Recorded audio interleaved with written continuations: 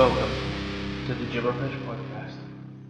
Well, we may be inappropriately dressed, but we are ready to talk gibberpish, aren't we, Dom? Yeah, I guess so. We're inappropriately dressed because this is technically going to be our Halloween episode. Yeah. And we're actually, no, wait, we're on radio. We don't have to pretend that we don't have to admit that we're not spooky. We're very spooky. Yeah, we're hella spooky. Colin has hair and I don't. Ooh, Dom's a spooky vampire. Spooky. And I'm a slutty nurse. Ooh, spooky. Don't. I was at the rugby club Halloween party at the weekend. Too many male sexy nurses. Oh, really? Yeah. There's a few Disney princesses. And these are sort of big fucking rugby dudes that are dressed up as Maleficent or Anna from Frozen. Luckily, I was too drunk to care. Oh, no. Dom woke up in the morning and wish you could let it go.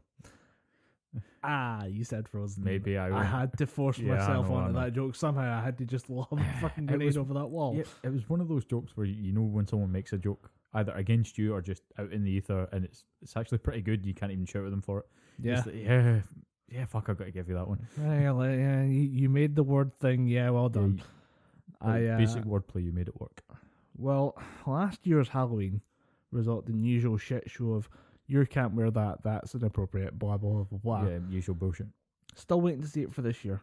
So far, the best one we've got is a Kentucky dad who had to apologise for him and his son going to a Halloween costume party as Nazis. Straight up Nazis, like full SS uniform for the dad, brown suit, and just Nazi armband for the son. Okay, number one. Didn't the mother think to stop this? The mother is actually where this story gets weird. Okay, right. So, with them, the dad comes out and says, we were going as... Me and Timmy are going as the SS. Timmy and I wanted to share our enthusiasm for historical figures, such as the SS. Remember that Hitler guy? He was just gosh darn swell. There's also a thing saying that the year before, or at some other event in the last year, he went as a Confederate soldier. Nothing wrong with going as a member of the Confederacy. The Confederacy, sir. You getting the vipers there, sir? I do declare this turned me all summer. Yeah. I say, boy. And then, so he came up with the excuse apology of, we aren't trying to be offensive, we were just going for historical accuracy. Like, dude, there are legions of historical figures you could go as that aren't Nazis. Yeah. Fuck right off. There's no way you can say, you could dress up as a bloody tampon and say, I'm just trying to highlight women's problems. No, you're just being a literal cunt rag. In every sense of the word, you're being a cunt rag. I'm just an enthusiast for the losing team. What are you, a Confederate soldier, Nazi? I keep liking the losers. They lost the war. They need some good press. Every now and again.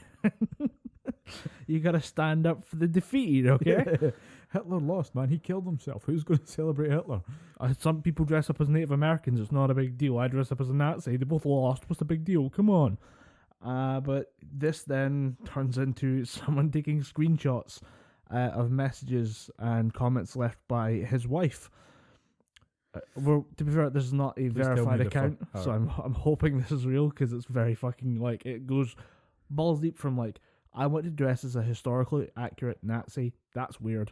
To straight up full on gas to Jews Zionism built bollocks. It's unreal.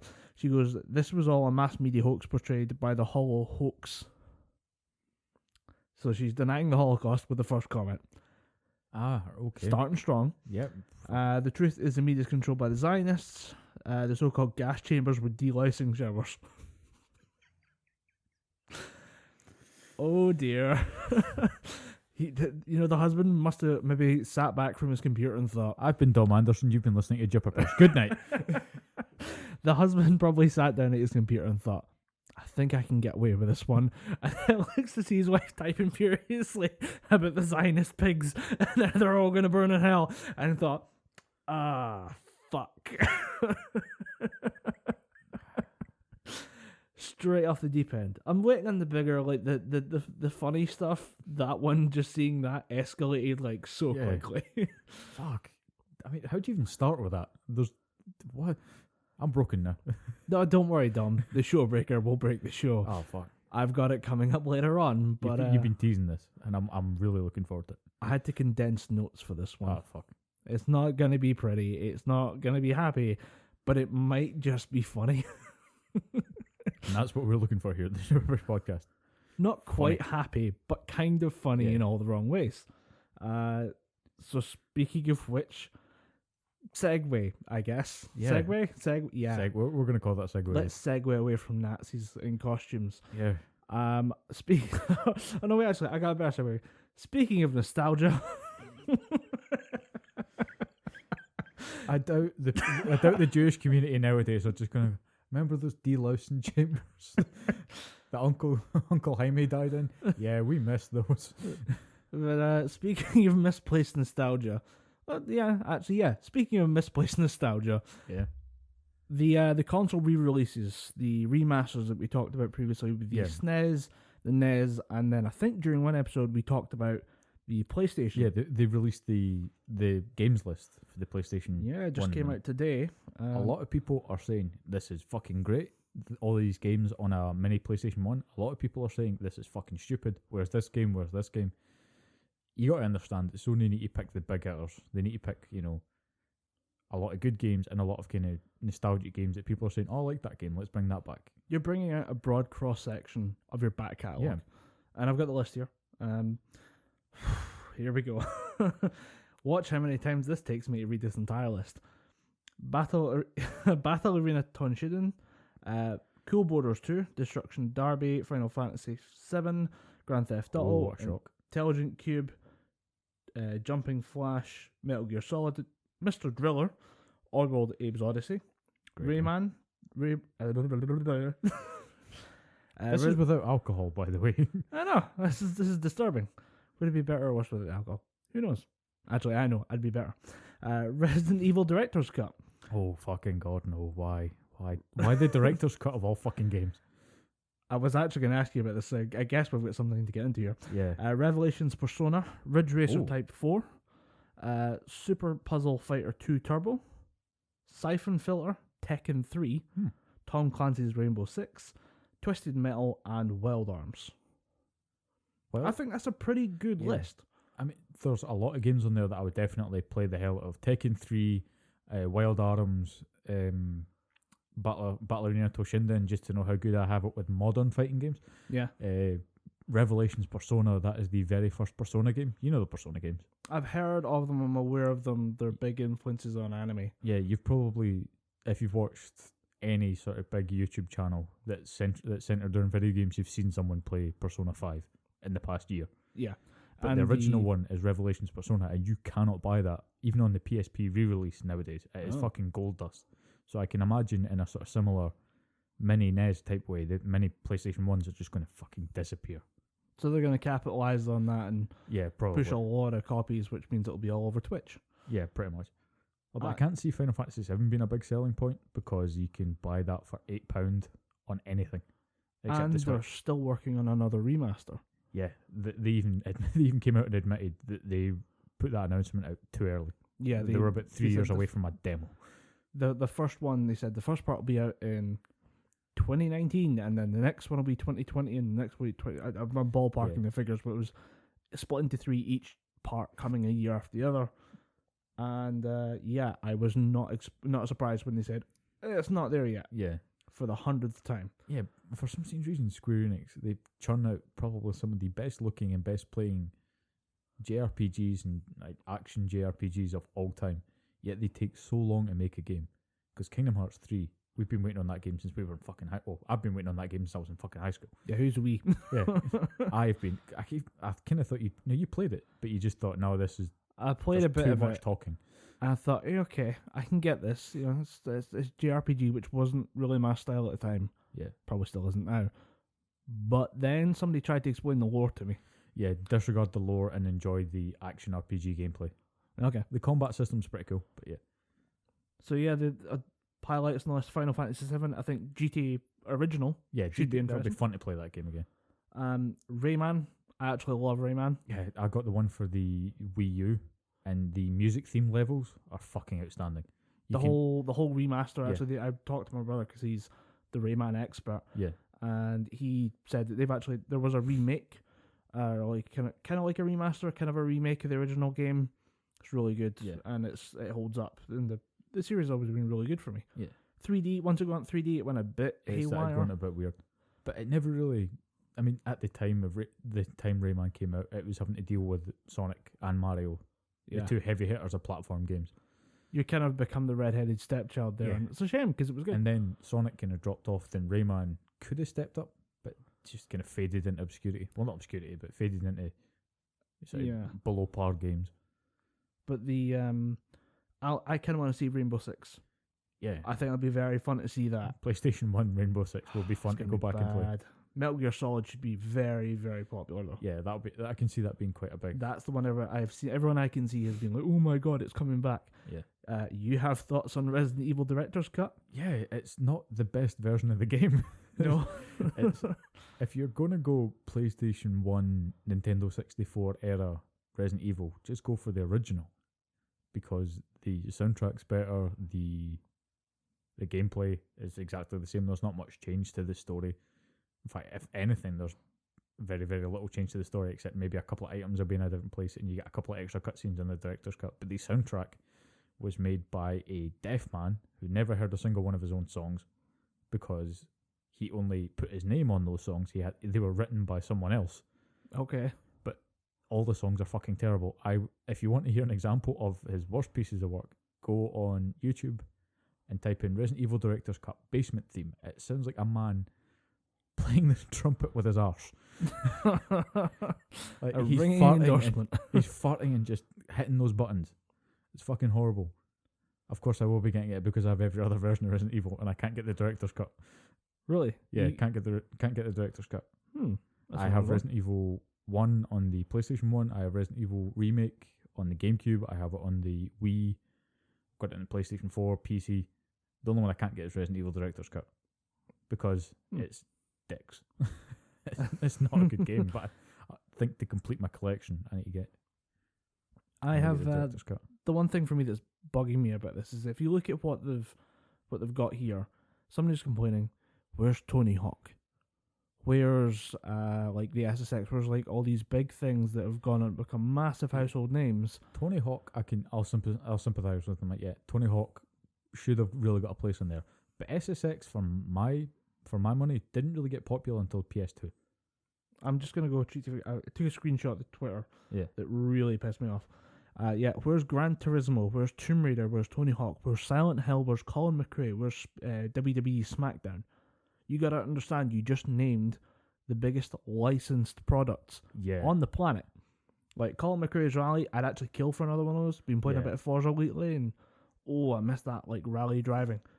But yeah, Silent Hill has become a massive cash cow production. Yeah, Tony Silent Hill Hawk is also in this weird kind of ownership limbo, because it was a Konami title that got dropped, picked up so many times again, and just dropped. I don't think Konami even want to do anything with Silent Hill because of who had it last. Yeah, it was Kojima's project and he left. So I think they're going to leave that. Gran Turismo and Tomb Raider. Tomb Raider is being reworked from the ground up. Yeah, in a new series of games, and is essentially an Xbox One exclusive now.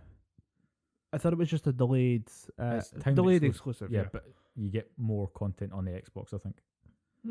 But yeah, there's like in WWE SmackDown. Yeah. Do you really want to try and work out a legal contract with WWE these days? And again, it didn't even get popular. Fair enough, it might have been popular on the PS1, but if you ask any wrestling game fan what their favourite game was, it'll be like, the SmackDown game on the PS2, because that game's when you could start making your own characters and you could make weird clown people and fight The Rock. It was dumb fun. The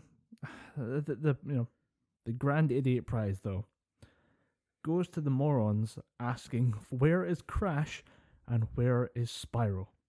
You know where they are, kids? They're in the 4.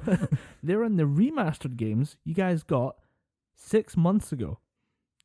Crash was remastered about 6 months ago. Spyro was remastered in the last 6 weeks. Yeah, I think it's coming out soon, or if not out already. It's just out. Yeah.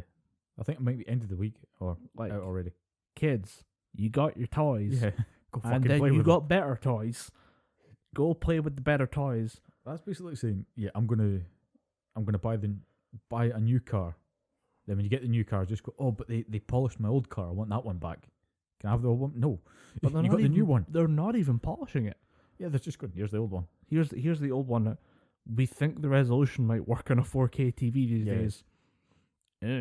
Or you can have this like completely reskin thing. I've played a bit of Crash at my brother's house. Yeah. Great. Yeah, They've great actually looking fixed the movement system. Yeah. Which is great because it's 3D platformer. Yeah. Movement is king there. Yeah, movement is key. And the Spyro footage that I saw from the trailers left me kind of like in awe. Yeah. Genuinely Really kind of gobstruck with, wow, you really made it look pretty. Like, it was not pretty, but it was pretty enough before for a PlayStation 1 or 2 game. This looks gorgeous. Yeah. Just to play, what was the third one called? Wrath of the Dragon? Wrath of the Dragon. Yeah, just to play that game again, I'm going to buy it because I fucking loved Wrath of the Dragon. Because I remember getting the PlayStation 1 quite late into the production. Mm-hmm. I think I got it when it was the PS1 Slim. Oh, right, yeah. And as was vogue at the time, you got your PlayStation 1 chipped so that you didn't have to buy games. Oh, yeah. You could go to you could go to certain markets near Edinburgh and pay £20 and get 4 very, very illegal copies of games. I think the statute of limitations is up on PlayStation 1 I games. pirated a few PlayStation 1 I think we games. all did. I think everybody knows that person who's got an uncle that can just do it for them for 50 quid or whatever. And I think everyone in our high school, in our primary school, had bought a pirate copy of Dragon Ball Final Bout for the PlayStation 1. That horrible, horrible fighting game. Just because I didn't do that one. I did. It was great when I was a kid because it was the only fighting game that I had. But when you compare it to Dragon Ball Xenoverse and Dragon Ball Fighters, it doesn't even come close. Well, for that, that's the building block that becomes. Yeah, that was the building block that they had to stamp into the fucking ground so no one could see it. Yeah, I mean, the question is, with that generation, does it compare to the Budokai Tenkaichi 3? Yeah. No, this is still the best Dragon Ball fighting game. Fighters is good, but for my money, Budokai Tenkaichi 2 still the best Dragon Ball fighting game. 2 is the better one because 3 came out like, here we go, and here 250 characters, and all of them are just reskins of other characters. Yay! Yay! And 2 is when they kind of really tightened up. Yeah, I remember going about 9 wins to 2 losses against a streaming buddy of ours using Goten, and I was using Goten. He was using all the high powered characters. He was using Broly. He was using Super Saiyan 4 Gogeta, who doesn't exist. He was using Janemba, all the other high powered characters, and I'm using a lower powered Super Saiyan Goten, and I'm just wailing the shit out of him. It was great. You get the better moves in those games, you win. It doesn't matter your power level. And if you're tiny, because Goten was a tiny character, he was about 5 pixels high. Yeah. If you could just fly to the left, you're avoiding most of the beam moves that were getting flung at you. Yeah. I might try, because my PlayStation 2 still works. I might try and track down a copy of Tenkaichi 2. I get the feeling this is going to be expensive. Yeah, probably. I get the feeling you're not ready for the cost of what a disc is going to be now. It's just, right, that's one thing I want to fucking say. Talking about nostalgia. Nostalgia is not a fucking excuse for you to hike up prices to ridiculous degrees. I seen for the Sega Saturn, which is one of my favourite consoles of all time, the Street Fighter 2 collection, which is all the Street Fighter 2 games out at that time on one Sega Saturn disc. And I think at the time there was only 4 versions of Street Fighter 2. It was a big thing for the time. I remember my brother bought it when it first came out, and he paid about 30 quid for it. If he wanted to buy it nowadays, he would have to root around for another 230 quid. Shit. CEX and Livingston were selling it for 260 fucking quid. CEX and Livingston. CEX and Livingston. Now, see, if you turn around and said, I saw it on eBay for 260 quid, I'd be like, eBay scammers, what are you going to do? But no, I actually asked, can I see the copy? And it was in terrible condition. The box itself was held together by tape. Shit. The disc was clean, not immaculate. There was a couple of scratches, not proper right into. You still think playable? Yeah, it's still playable, but it's 260 quid. And I did ask him, I said, why is this so expensive? He went, oh, that's just the price we got told to put on it. And I went, that's 4 Street Fighter 2 games. If you go over at the PlayStation 4 section, the Switch section, or the Xbox One section, you can buy the Street Fighter 30th Anniversary Collection and get every single Street Fighter game you can think of for 25 quid. How the fuck can you justify that? And the guy just went, that's what corporate says we've got to do. Somebody will pay that. Somebody fucking will, and I will find them and punch them in the mouth. Somebody's walking out of a Livingston CEX saying, you guys, I got a bargain. I got it. I can't believe it was this cheap. Yeah, guys, I only spent 260 quid on a fucking Sega Saturn game. It's disappointing. It's But, infuriating, is what it is. You mentioned Broly, and we had a realization before the mics went on. Yeah. We don't think we've talked about this upcoming Dragon Ball Broly movie. Yeah. And now that I think about it, I know the one part that you want to talk about, I know we haven't talked about. Yeah. And it's to do with the whole Broly origin story, which if you don't know about that, why? Yeah, if you're listening to this, why don't you know who Broly is? And why don't you know why he hates Goku? It's Kakarot. First First of all, Kakarot, motherfucker, it's Kakarot. Of all the people, you should know it's Kakarot. Yeah. But the whole origin story behind it is based on the idea that Broly was the most powerful Saiyan born in generations, and that he represented a threat to Frieza. So in a weird kind of political move, King Vegeta, not to be confused with his son Vegeta or the planet Vegeta, decided to get rid of the baby via stabbing. So he decided to... Someone fetch me a knife so I can kill this baby. Someone bring me a knife. Still, we'll talk about Team Force in a minute because we keep forgetting that conversation as well. I just want to bring in Ghost Snap at some point, just like, sir, you got to kill this baby now. You need to meet Frieza 3. You can't delay the killing of the baby anymore. But the entire idea is that it's King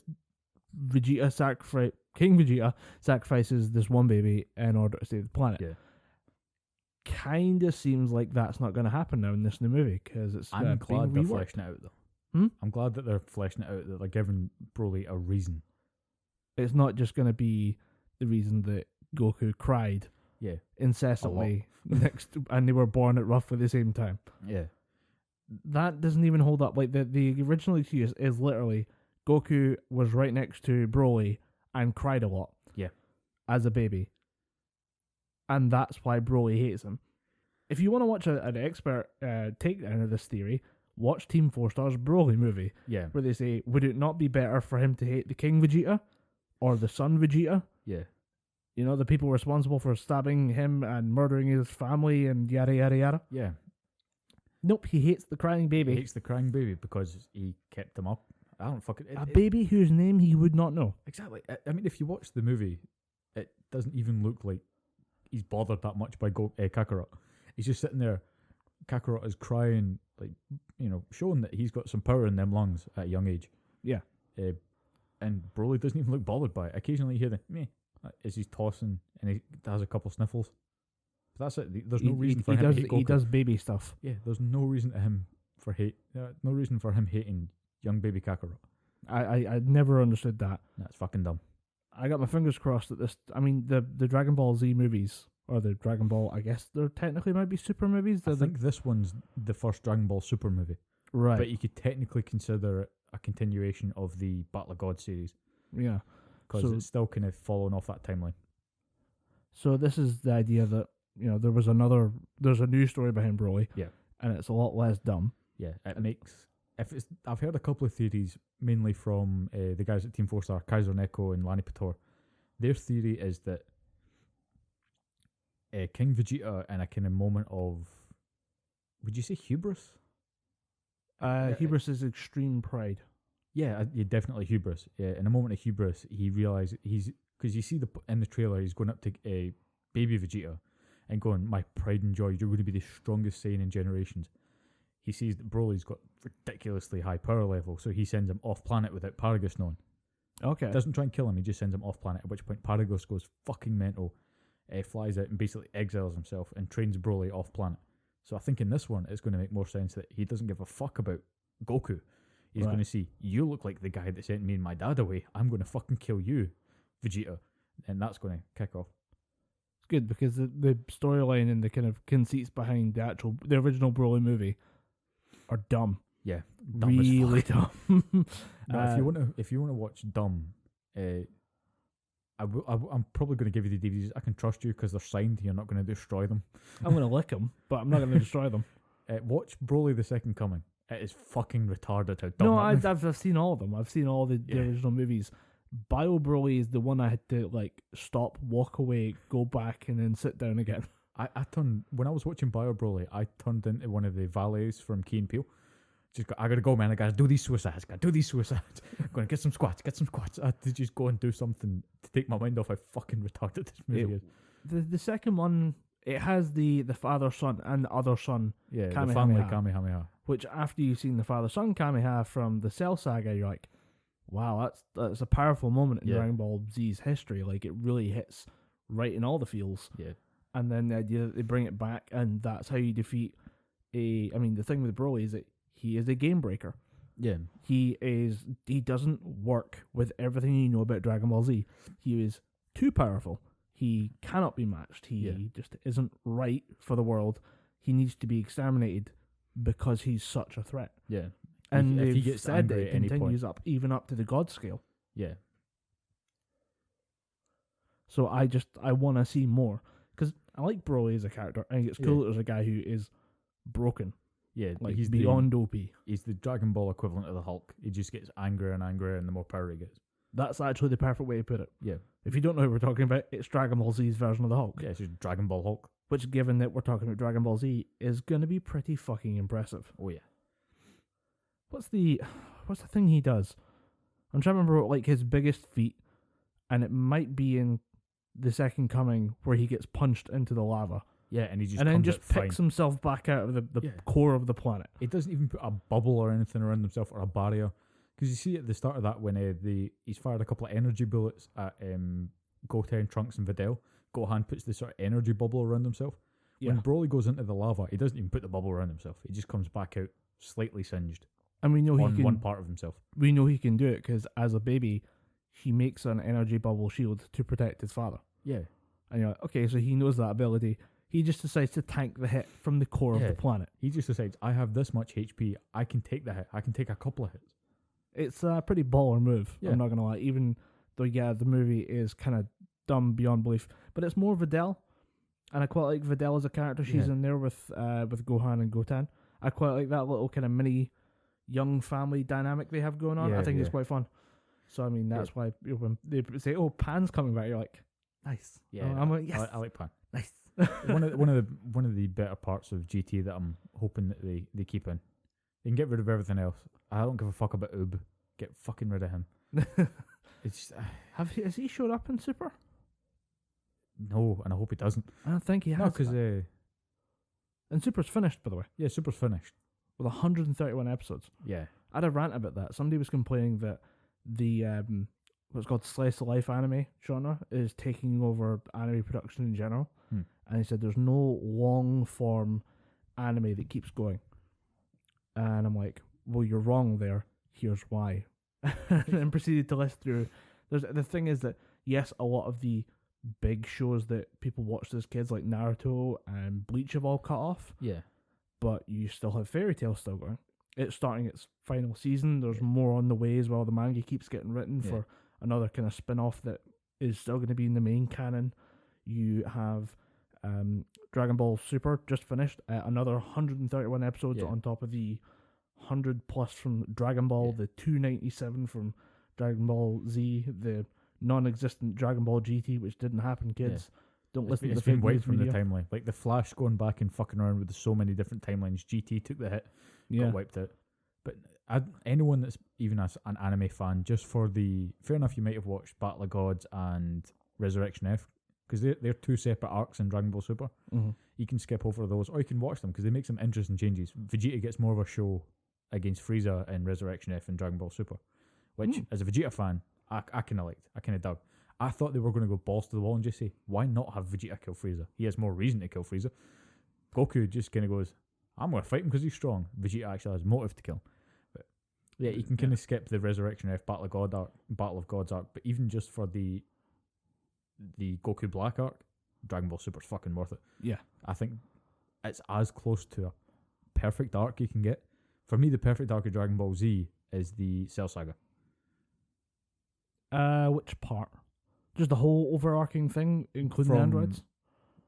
Semi-perfect Cell, where they from the moment where they come out of the hyperbolic time chamber when Cell's made themselves known. Oh, so it's like the Cell games, Cell games, arc, and the Cell sort of final fights saga. I think that's the perfect arc of Dragon Ball Z. There's nothing really wrong that goes with it. It has a really good ending. His final fight is an arc in itself. That's how fucking big Dragon Ball is. It's fine. I mean, But here's the thing as well: is we're talking we could about make the a long... whole individual podcast about our love for Dragon Ball, and it might, if Super, I say if we see Super, when we see Super, Broly, that would be a whole episode in of itself. Just us going, dude, you see them when he punched the thing and then Kakarot went flying, and Vegeta went Final Flash. The pawn out goes get the bomb, and then everybody Frieza comes in and goes, I'm evil, and then Broly punches him in the tail or something. Yeah.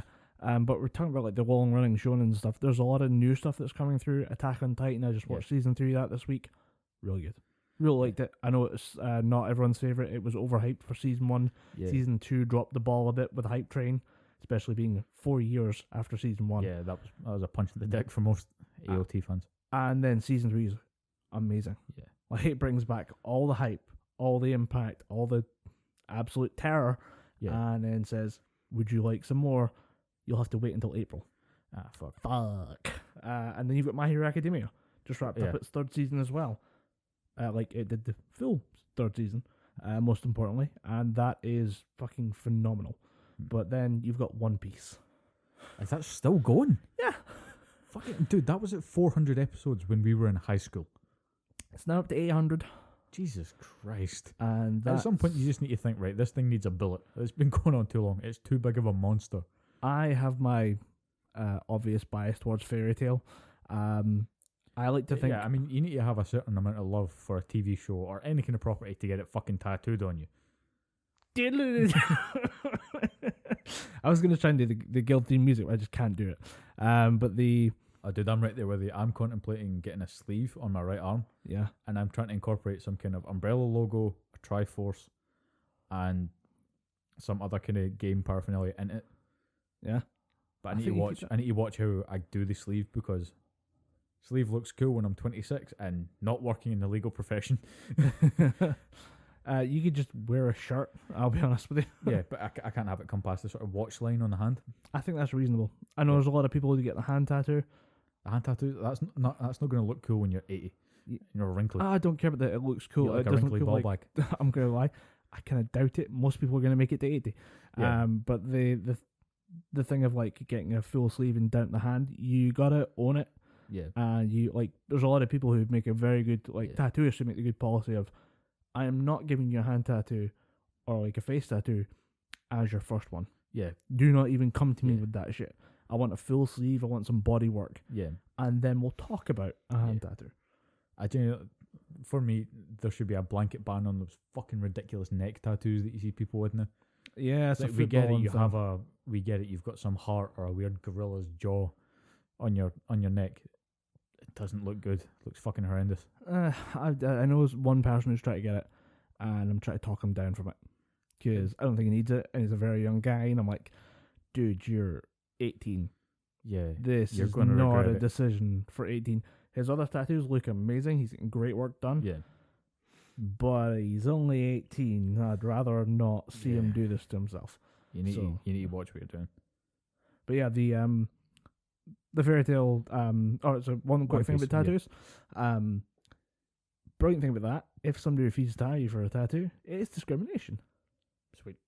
So as a lawyer, they probably shouldn't do that. I guess. Discrimination's a nasty thing to get involved in. Yeah, it gets a little edgy. You get to kind of prove motive, I guess. Yeah, you basically just, if you prove any kind of motive and you're successful in it, to the person that you're suing, just hand over your keys, hand over a shit ton of money, because it gets nasty. They double down on discrimination. The Fairy Tail thing between Fairy Tail and One Piece is always the kind of rivalry. One Piece is much better and it's got much bigger characters and they develop more. I'm like, yes, but it looks like ass. 800 episodes to do it with. At a certain point, it's not love or friendship or something that connects you to these characters.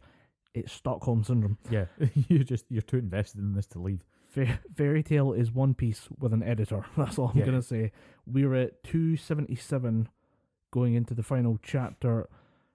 Nobody actually knows how far it's going to be. I've not seen any solid numbers. Yeah. My guess is between 68 and 72 episodes for this last arc, and that'd be 350. Not too bad. That's a not decent run. bad.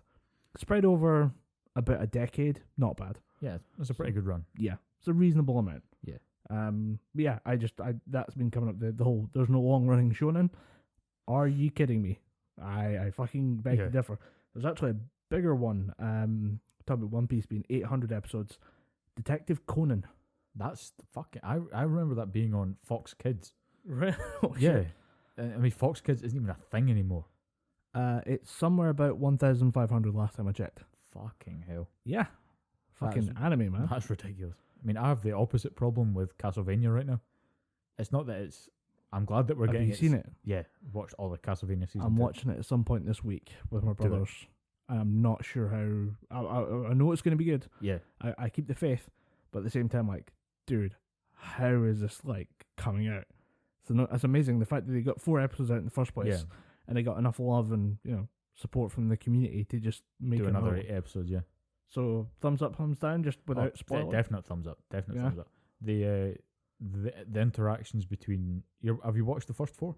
Yeah, seen the Uh, first season. The interactions in season 2 between Trevor and Alucard, and the interactions between Alucard and Cypher, Trevor and Cypher, they've definitely got this sort of buddy cop triangle thing going on, All right. and they're definitely sticking true to the show because things that happen in sticking true to the game in the show. They're sticking true to the game because things that happen in the game are happening in the show, and they've brought in new characters from the games who play a huge part going forward into the storyline, and it's fucking beautifully animated. It's the flame animations that come off sort of Cypher's spells, and if Dracula uses some of his magic, it just look fucking brilliant. Well, the first Got a season. lot of time for that show, looked but the only problem with my gorgeous. show is it's too fucking short. Yeah. It's 12 episodes. You can clear the whole thing in a night. Well, that's both our plan. seasons. That's our plan for at some point this week Yeah. is curry and like vampire anime. Yeah, We're totally down for it. and it's got probably one of my favourite voice casts of all time. Huh? Trevor Belmont, voiced by Richard Armitage, who was Thor and Oakenshield. Mm-hmm. Graham McTavish voices Dracula. He was another dwarf, and Right. Oh yeah, because it was a lot of the Hobbit Yeah, cast there's shows a lot up of in Hobbit. this. and a weird casting call for me. They cast a guy called Matt Frewer, who was you ever heard of an American sort of character? Matt Frewer was a comedian. He had this character called Max Headroom. Nah, not really familiar. You've seen the movie Watchmen, right? Yeah. Remember Moloch the magician? All right. Yeah. Matt Frewer was that guy, and he was a huge comedian in the States, huge sort of actor. And then he played the Bishop in season 1. He comes back for a couple episodes in season 2. All right. Yeah. And gets a brutal send off. Good. You're going to look forward to it. He gets a brutal send off in 1. He gets a second brutal send off in season 2. It's just who else is in it? You know Peter Stormare? No, I've drawn a blank. He's any kind Me brain don't of. work. If there's ever an angry Russian, if there's ever an angry Russian gangster in any movie that they need casting, Peter Stormare is going to be in there. Okay. Now, I was going to say, have you played the game Until Dawn? But I probably don't think you have. It's a PlayStation 4 exclusive. Until Dawn is the one where you're running around and try to start generators to evade a monster. Yeah, you're trying. You play. Oh no, wait! Until Dawn is the survival, like kind of choice, like choose your own adventure thing. But it was really, really well done. It's got Hayden Panettiere in it. Hayden Panettiere. Panettiere, yeah. Yeah. I'm pretending I don't know her and I don't Google her every night. God. I just remember the Rooster Teeth video. She kept trying to shine the torch in her ass when she was running about in the till. That was a pretty fun video. But Peter Stormare plays the sort of doctor at the start of that game that asks you a couple of questions before you launch in it. Okay. But pretty good actor. He plays a Viking vampire in season 2, who's just a fucking ton of fun. A He's Viking vampire. A Viking vampire. He Sold? lets you know that he's a vampire. He lets you know that he's a Viking several times. He's fucking so much fun. I love that character. I do like when people take a monster and then run it through another culture and then just see what you come out with. So yeah, Viking vampire sounds right up my street. Fucking great. But probably the best show that I've watched sort of this month. I get that we're just counting towards the end of October. But yeah, genuinely probably one of the best shows that I've watched. The only problem is I don't know if it's Konami that's doing this or if it's Frederator that are animating it in conjunction with the other anime house, or if it's Adi Shankar, the producer, or the directors. But 8 episodes for a show like this is not fucking long enough. I get that it's done in the sort of sense of it's basically a chopped up movie. Yeah. So it's really high budget. All the effects are really, really good, really, really well done. I get from that point it could be maybe too expensive to do it longer form, or if they ran it longer form, that would cut down the polish on each episode. Mm-hmm. But at the same time, as a fan of both seasons and a fan of Castlevania and a fan of Adi Shankar's work, I want fucking more. Well, I remember hearing the whole deal of they would do 4 episodes, test audience reaction, and then 8 was the number given years ago. Yeah. So this is just a production deal. Yeah, I'm hoping they give us more, because to my knowledge, they've finished up the Castlevania 3 arc with Trevor. Now they've got other shit that they can do and put Trevor in there, which I think would be pretty fucking cool. But if we're going to try and say that it was maybe somebody in particular involved in the financial backing dealings, I'm going to put my money on Konami. Yeah. Because fuck Konami. Konami are the worst. Fuck Konami. Even though I just installed 2 Konami games on my Xbox before it came out. I wanted to tell you about the best show that I watched, but first we're going to take a quick technical break.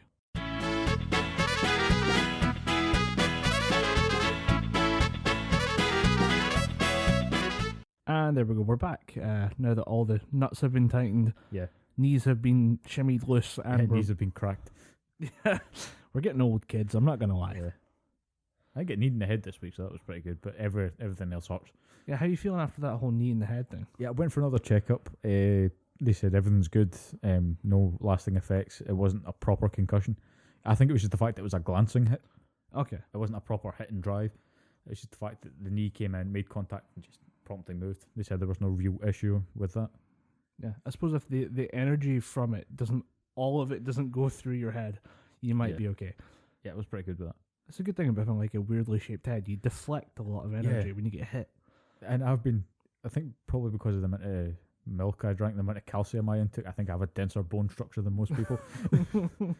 You're real going for the I'm big boned excuse. I'm sticking to it. Fuck you. I've been big, feeling but very beautiful. The big bone thing. I've been missing South Park this week. You missed it? Yeah, no, there's been like 4 episodes for the new season, and then there's not been one this week. And I'm off this week, and I wanted to watch South Park this week, so I went back and watched all the old shit. It's a great show. Yeah. The cream free episode is fucking amazing. No, I gotta get my cream free. It's the just the random chefs that show up towards the end, and Cartman just pretending that he's Gordon Ramsay by just going, yeah, blah blah blah blah blah, rustic, yeah, blah blah blah. It's fucking brilliant. I love it. Yeah. I mean, you're not wrong. And Jamie Oliver's just crying in the corner, going, I just want him to eat healthy food. Oh, don't get me fucking started on Jamie Oliver. Don't get me fucking started. No, you've got me started. You've opened the fucking wormhole. Yeah. Right. I used to love, when I was younger, do you remember the cereal Ricicles? It was basically Rice Krispies, but with sort of Frosties type sugar on them. No, I do not. Right. I used to fucking love that shit when I was younger. I wasn't allowed it a lot because it was sugary, but I remember every Sunday, every week, every Saturday, Sunday, the Ricicles would come out. And it was the highlight of my fucking week. And then thanks to that prick Jamie Oliver, you can't get Ricicles, you can't get fucking Nesquik, you can't get fucking that anymore. Really? Cocoa Pop, yeah, you can get Nesquik milkshake mixes, you can get Nesquik like cereal bars, but you can't get Nesquik It's not cereal. the same, damn it. It's not the fucking same. Cocoa Pops taste like shit. Frosties taste like shit. Fuck you, Jamie Oliver, you cunt. So yeah, my favourite animated show that I watched this week. Fuck. Jamie Oliver, you brown bread having, chickpea loving motherfucker. He was a bit Go of and a suck dick. your goddamn dad's courgette, you fuck. He was a total dick. He just showed up and said, everyone is wrong, I am right. Everyone will eat at Sainsbury's. Fuck you. Yeah, everyone go buy organic food. In fact, no one, don't buy any fucking food. Just grow it in your garden and fight off rabbits. He tried to help. I don't think No, he he knew what he was fucking doing. He tried to help English people. He didn't realise there was a whole group of people called Scottish You people. didn't realise there's Scottish people who don't like people messing with their shit. Yeah. It's like when they tried to introduce genetically modified crops. Then the first people that they were trying to test it out with in Scotland were Mother's Pride, who make Scottish plain bread. Right. And immediately every Scotsman went, oh, no. Then he fucked with the breed boy. Then he fucked with the breed. We want to wake up on a Sunday morning, hanging as fuck, get a piece on square sausage, and cover that shit in brown sauce. Don't you fucking dare mess with the plain bread. It annoys me because like I see the value inherent in GMO crops. Yeah, because you can make, But it's make a bigger always yield. run by evil pricks. You always think you always think by eating this you're going to become some weird dickhead supervillain. Where is GMO's Elon Musk? I don't know. So real quick, I want to make jokes about his weird shift from it was the whole thing where he was on Joe Rogan's podcast. Yeah. Smoked a little bit of weed, got a little bit of high, and then nothing else happened for a while. Yeah.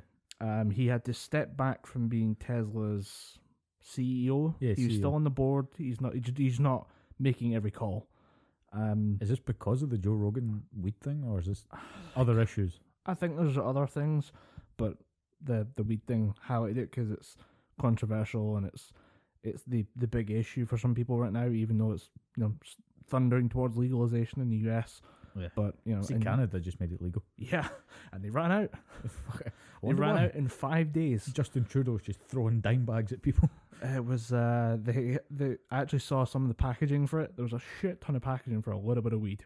Jeez. Like you get the bag. That's probably It's- make it tamper proof. It's in a sealed container, and then that sealed container, obviously with the thing of if this is broken, do not accept it. Yeah. And then But there's they have the jam jar. but then there's seal. boxes and boxes and boxes, boxes with paper stuffed in it. Then another box, then another box. And Canadians are like, this is too much crap for weed. We need to just get this stuff because they did mail order weed. I can imagine that went down quite the treat. Yeah, I'm going to stay in bed today. Hey, Margaret, we've got to order in some weed. ordering some weed and then some pizza, eh? ordering some weed and some Timbits. We got our Tim Hortons, get our coffee on. That actually is going to be weed. Then you start coming down, you go, you know what, time for some coffee and donuts. Yeah. If there's just enough left in your There's system, you'll really enjoy that donut. Yeah. Have you tried Tim Hortons? No? There's one in Glasgow. Ooh. Timbits are the shit. Yeah? They're just little. You think they're going to be, it's going to be the off-cut donut thing, but no, I demolished a box of Timbits to myself. I think it was pretty expensive. I think it was like £4 for a box of donut holes. But oh god, they were good. They lure you in with the best coffee smell you've ever smelled. I didn't even drink coffee and I was lured in. Yeah. Yeah, it was fucking fantastic. It was tasty. I don't do much coffee. I don't No. do much, but every now and again I just go for it. I'm a tea dude, so I'm not really into the coffee.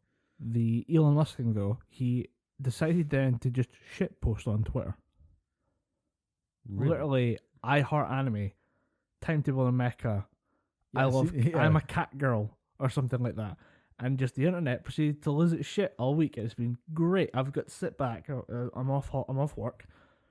I just get to sit back and watch the internet just continually kind of devour itself like a serpent, going, "Oh my god, Elon Musk! Oh my god, Elon Musk!" Elon Musk is going to build a mecha. If there's He anyone then that could asked- build a mecha, be Elon Musk. It'd be made out of Teslas.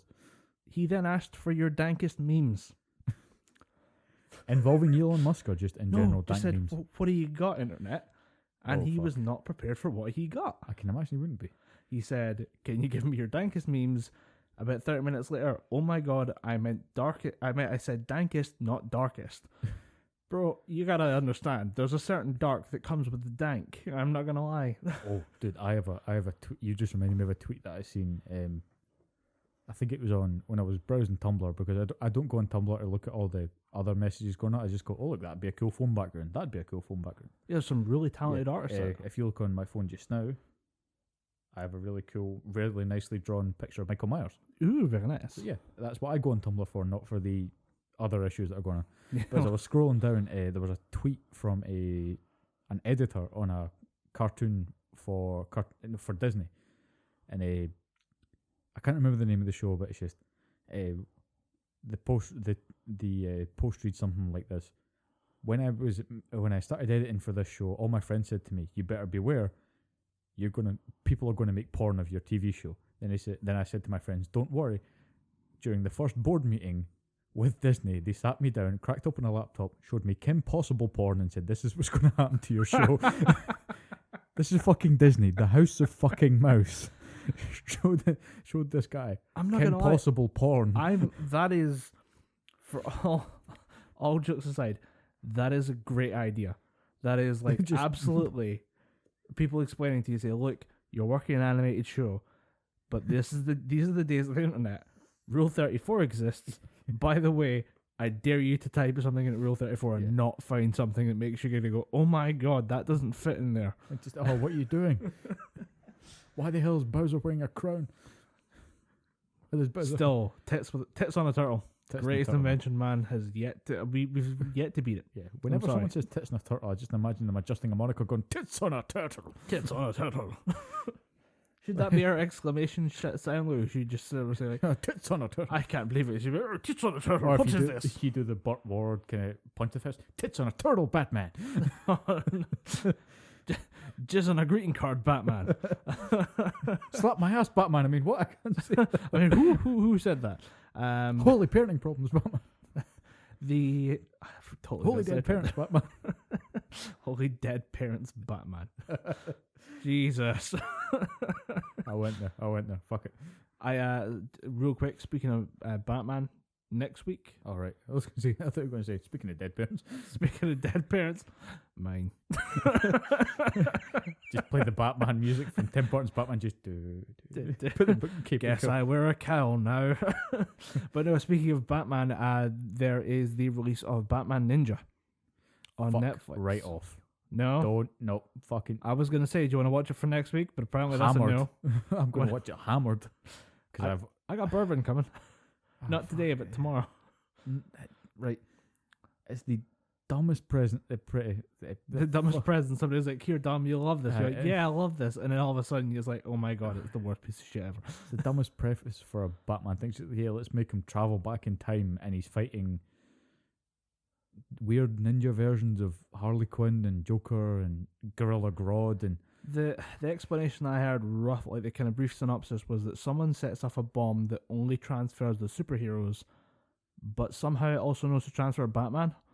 Batman's not a superhero; he's just a dude in a suit. That's the point of Batman. transfers every superhero vigilante villain in Gotham How do you program that? back to feudal Japan, because apparently the Joker's a fucking genius. I saw that. I was like, wait, hold up. Like, I'm totally down for Batman as a ninja doing ninja shit. That sounds cool. But the idea that you could somehow program this, like, bomb that sends back just the heroes and villains. Yeah, that's a very specific bomb. You just kind of, like, I can't ignore that big ass hole in your idea there. Sorry about that. Watch Batman Ninja. There's a lot of holes, a lot of plot holes in there. But we'll be back for that one next week then. I'm gonna watch it plastered. Yeah. I'm not gonna watch it fucking sober. So have you seen it before? Yeah. Okay, right. So I It was like, I ends- was wondering if you were just angry about this in general, or if you'd seen it and were I'm angry about the concept. Goblins. Spooky monkey card. It's our Halloween episode. Oh yeah, It is spooky. bad shit's happened. Spooky. Oh, that was my Sexy nurse. That was my vampire cape just whipping out and hitting some shit. Yeah, that's actually it's a card, a birthday card I got from my gran. My birthday was like 4 months ago, Oh, right. but I actually really like the card. It's quite well, like you open it up in a different way, but then there's stuff that folds out from the inside. I just like it as a design. It's like, Yeah. it's pretty cool. Pretty cool. I like it. A bit of card engineering there. Yeah, but the Disney thing of like sitting your employee down and saying, yeah, there's going to be porn of this. Just is prepare like, yourself. just a good brace of you don't want somebody to get invested in the project and then come back to you a year later going, boss, I went on the internet, somebody sent me a link and I thought, oh, I'll check out and interact with a fan. You can see everything. They're everything. You get one of the artists coming through just going, sir, you remember that picture you asked me to draw? I went online for inspiration. I never drew that. She's not meant to bend that way. She told me to keep the bust small. I did, I swear, but then I go online and they're huge. Actually, just while we're at it, just before we do I wanted to just talk about Big Mouth for a little bit. Have you seen Yeah. Big Mouth as a show? I'm not interested in it in the slightest. No, not. To me, it falls under that kind of Final Space, Big Mouth, Paradise PD, Pacific Heat, Archer spectrum on Netflix. I have no fucking interest in. Oh, you don't like Archer? I watched 4 or 5 episodes from Alright. the first season. It wasn't that great. I was wondering if you were one of those people who got into it, kind of enjoyed it, and then realised that the show had gone off its rocker about season. I think it was Archer. Archer Noir was bad. Yeah. But this new one, Archer Paradise Island, was really good. I really liked it. Brought it kind of back to what it should have been, rather than just have the Archer cast recycle old jokes. Yeah. It would be, what are the characters doing in this weird situation? I have a bigger theory about the way Archer should be running now versus what it used to be, and that's like 5 or 6 other topics. Paradise PD is supposedly very bad. Final Space was dumb. Like, dumb beyond words. Oh, Paradise PD was horrendous. How they even got this past sort of censors and, you know, a panel of to approve this thing. It's fucking beyond me. It was just, right, let's take Brian from Family Guy and let's make him a drug-sniffing dog who's addicted to drugs. Let's take... Which, by the way, was a plotline in Family Guy. Yeah. Let's take Elliot from Scrubs and make her a fucking nymph who just wants to fuck this one fat dude. Which, by the way, is my fantasy from the show Scrubs. Oh, dude, Sarah Chalk was just fucking transcendent. Like, Oh. God, Whoa. cool. Dirty Sarah Chalk, I noises. fucking salute. You absolutely And are. so does my penis. It stands to attention. His pee-pee. Sarah Chalk, you make him pee-pee go hard. You make him pee-pee go hard. Blood rush downstairs. No blood left for thinky thoughts. Only hard pee-pee now. Only hard pee-pee. Feel free to ask for the section to get it out, by the way. Absolutely not. It stays right the Staying fuck in, in. okay. But I'd say Big Mouth, the problem with a lot of these shows is that there's nothing really happening. To me, it just seems like they're trying too hard to be Family Guy. And that's what I don't like about it. The difference with Big Mouth is it has a lot to say. And that's where it's got genuine substance to it. Yeah. In that it is Nick Kroll's worst, adolescent experiences as a young 13-year-old kid. Yeah. But with the wisdom and understanding of a smart comedian 20 years after the fact, looking back and saying, you know what, if I just learned from this, I'd have made things a lot easier for myself. And the show takes you through quite a bit of that. And the key influence on the show is the hormone monsters, which are literally the personification of everything that is wrong with you as a teenage boy, which is a lot. Speaking from experience, there's a lot going on in your head that you shut up for a good reason. Yeah, you stay quiet for a good damn reason. Speaking of Nick Kroll, just as a quick aside, I was listening to the Valleycast today, and Steve Saragoza, they were just riffing on shit, and he was talking about they were talking about the Fast and the Furious movies for some reason, and they randomly got on a little sidetrack where Steve said that he was doing a thing in LA, sort of central LA. He was doing a reading for things, and Nick Kroll introduced this random idea called Fast and the Furious 8, Fast and the Fuhrer, where they go back in time, the Fast and the Furious crew, to fight Hitler, and Nick Kroll, it was like a sort of table read thing that they did, and Nick Kroll read for Hitler. No. I heard it on the bus on the way home. I frantically Googled as little as I could using the free bus Wi-Fi, and I need to fucking find this. If this video exists when Nick Kroll's doing a pseudo Hitler thing for Fast and the Furious, I need to fucking hear this. Yeah. So if I do find it, links in the description below. The Nick Kroll's really smart and funny, and it shows up because he's the head writer as well for this thing, and a lot of it, it's just smart things that you think are now really, really funny about dumb shit that happened to you as a kid. Yeah. It's very kind of gross, I guess, is the best way to put it. And it's episode 1's about male ejaculation. Episode 2's about female periods. There is no fucking holding back with this show. Yeah. Season 2, one of the episodes, a guy gets caught sniffing his friend's sister's bathing suit because she's a little bit older and jerking off. And this is all under the influence of the hormone monsters who are running around screaming, yeah, do it. Just fucking, nobody's going to know. Who's going to catch you? There's no way they could catch you. You're so smart. You could totally get away with this. And you're like, you know what? If you're in that situation, you had those would be the thoughts in your head. Yeah. They're very smart about the way they write this show. And I just absolutely love it. It's fucking ludicrous. Yeah.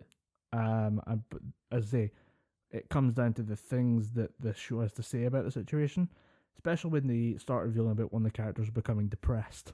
Holy crap! The switch is subtle. You can see it happening over episodes, and the loss of the hormone monsters has to take a back seat because it's no longer the driving force behind the character, and they replace it with this depression cat. And it's the way it talks and the way it interacts with her and the way it makes her interact with other characters. You're like, oh wow, that's really good. They did not pull punches on that one. But it's worth a shot if you want to watch an animated show that wants to tell you really rude jokes Yeah. and then just make you laugh and then actually give you a bit of perspective on puberty as someone who's gone through it. Yeah. Kind of want to see what happens when somebody who's not gone through it watches it, but I don't know anybody who could say, hey, little like 16-year-old kid, could you watch this show about like dick jokes and ejaculation and Yeah. periods and stuff? I think the 5-0 would be knocking I on think the the door. police would have a word. Yeah. The fuzz would come around and go, Mr. Graham, can we have a word, please? But you know Take a what? seat right there. Perfectly reasonable. I'm very sorry I did the thing. Yeah, My you know bad. what? Not even going to fight it. I'll You take a seat. You know, when you say it back to me like that, you have a point. Yeah, Yeah, you got a I point. get it. yeah. Yeah. I Not even made. gonna argue. You know what? Just put the cuffs on. It's fine. It's fine. God, I want to stay at home anyway. But yeah, I would give a Yeah. big. If you're I'll- hesitant about it, know that it's not just like weird crap animation. The animation style's a bit dorky and it's actually not bad. Like there's not action scenes, so you can't say, oh, well, like when the action kicks up, it really goes Yeah. for it. It's an animated sitcom, but Mm. it's really well crafted. And that's the thing about these animated shows that some of it looks like crap, and it is crap. But then you have the shows that you realize that this is like an animated show takes about 6 months to draw, just to do the basics of it. So you can't really fuck around with an animated show. It has to be your best work. That's why I really enjoy listening to like the Family Guy stuff where they're talking about the production. They're like, dude, we're writing stuff that we won't see for a year. And listening to Bill Burr, who writes, he's a stand-up comedian who also writes F is for Family. Oh, yeah, I'm such a fucking huge fan of Bill Burr. Yeah. His the video of him basically just tearing, I think it's an LA or a California. It's the crowd. Philadelphia incident. Philadelphia. That is That the is- fucking most brutal thing I've ever Yeah. seen a comedian do. That is straight up. It's not even like it's. I hate using the word, savage, but Yeah, dude, define what the fuck savage is. that is someone standing in front of a firing squad. Yeah, fuck you, pull the trigger, pussy. That For is what 11 minutes. yeah, that is what some comedians call battling a crowd. He wasn't battling a crowd. He was waging world war on a crowd. But yeah, he writes F is for Family, and he was saying the same thing of like you cannot fuck up, and you're on the go, writing, producing like stuff that's already been sent away for drawings, being called on to look at other stuff. You got to come in and like punch up jokes and stuff. Yeah. So it's nuts. It's like a 14-hour day just talking about cartoons. Like there's no way cartoons are this difficult, but he's obviously he's got writers and stuff and producers that have done animation before, and they're like, no, this is how animation works. There's a lot of effort goes into little drawings that just pop up on the screen. But I'd say, watching Big Mouth, definitely worth it. Yeah. Give it a go. I'll add it onto the list of stuff that I've been needing to watch. It I think never ends. I think I've realised that there's some stuff I'm just going to strike off that list. Yeah. Breaking Bad, goodbye. Nah. No It's not culturally relevant anymore. Don't need it. I mean, it's a good show. I think I watched the first 3 seasons. Bryan Cranston's a fucking powerhouse in it. He's a great actor. Aaron Paul, great. The guy that plays the DEA agent, Yeah. Hank, fucking great. The only person I don't like is Skylar, but if you watch interviews with the actress that plays her, you're not meant to like her. She's meant to be that heel that just gets in your way. All right. Really good show. I'm never going to have enough time to finish watching it. I'm never going to go back to Archer. I'm never, ever going to watch Rick and Morty again. All that shit can just get pushed aside. I made myself do a pickle Morty. Pickle rack. It's the fact that people in America were trashing McDonald's trying to get Szechuan sauce. Yeah. That's too far. I still like the show. Yeah, I think it's it's quite alright funny. to like the show, but just don't try and destroy McDonald's because of... Yeah. But that Sauce. left like a really bad taste in my mouth. I was like, you know what? Every time there's also the really high IQ running meme. That confuses me. The copy pasta for that one. Yeah. That was somebody posted up something about Rick and Morty. There was a response somewhere in the comments that was about how you would need a really high IQ to understand Rick and Morty. I mean, there was You people... there was a lot of Twitter posts of people reading, medical textbooks from university level or research theses saying, Yeah. or just doing some light reading after watching the latest season of Rick and Morty on Netflix. Fuck Yeah. off. It just became a running meme, and it got to the point where like, I'm not sure who's doing this ironically and who's doing this seriously, because I know some of you fuckers are out there doing that really like genuinely laughing your ass off at something that you actually don't understand. Yeah. But then it just became such a running meme. I'm not sure if what you would have seen was people like just going balls deep on the meme, but it became really oversaturated. Yeah. And it was a real shame because it was like, oh man, season 3 was kind of good. I What enjoyed that does it. is it ruins people's enjoyment of the show because they think I don't want to be associated with that crowd, so I'm not going to be as vocal about Rick and Morty anymore. And I used to love talking to people about Rick and Morty. Yeah. And that. And that's the thing is, like, as geeks, how do we show that we like something, show our appreciation for something? We talk about it with other people. We talk about it with other people, and we typically wear a t-shirt with that thing on it. Yeah. I've seen Rick and Morty t-shirts, and I'm like, I'm never going to wear that in case somebody just posts a photo of me online and goes, check out this guy with a really high IQ. Yeah. Because I'm like, damn it. I don't want to be involved in that. Yeah. I mean, the shitty part of the community ruined it for everyone else. Apparently, Steven Universe is quite a bad community like that as well. oh, Steven Universe is a toxic community. Really? Very, very toxic community. Because a friend of mine just got into it. I was like, this is a really good show. And I'm like, No, apparently it is, but it's also got a really bad community in there. my older brother loves Steven Universe, but he doesn't get involved in the community. He just I think He enjoys it in yeah. isolation. like me, he doesn't. He likes the show for the show. He doesn't get involved in any of the vitriol or the shite afterward. Yeah. He just likes it for a good show. And when we were at Comic-Con, the guy that voices Steven, who's the character is actually called Steven Universe. His last name is Yeah. Universe. His dad's called Mr. Universe, and is a fat slob that's balding. It's pretty fucking cool. It's a nice little in joke that he's Mr. Universe and he's just a fat fuck. But the voice actor, I never thought of that. Actually, I just realised why that's funny. Yeah, It's really good. Actually, I like pretty that. good. Yeah. But I just couldn't get into the. Again, it was really well animated, really well voice acted.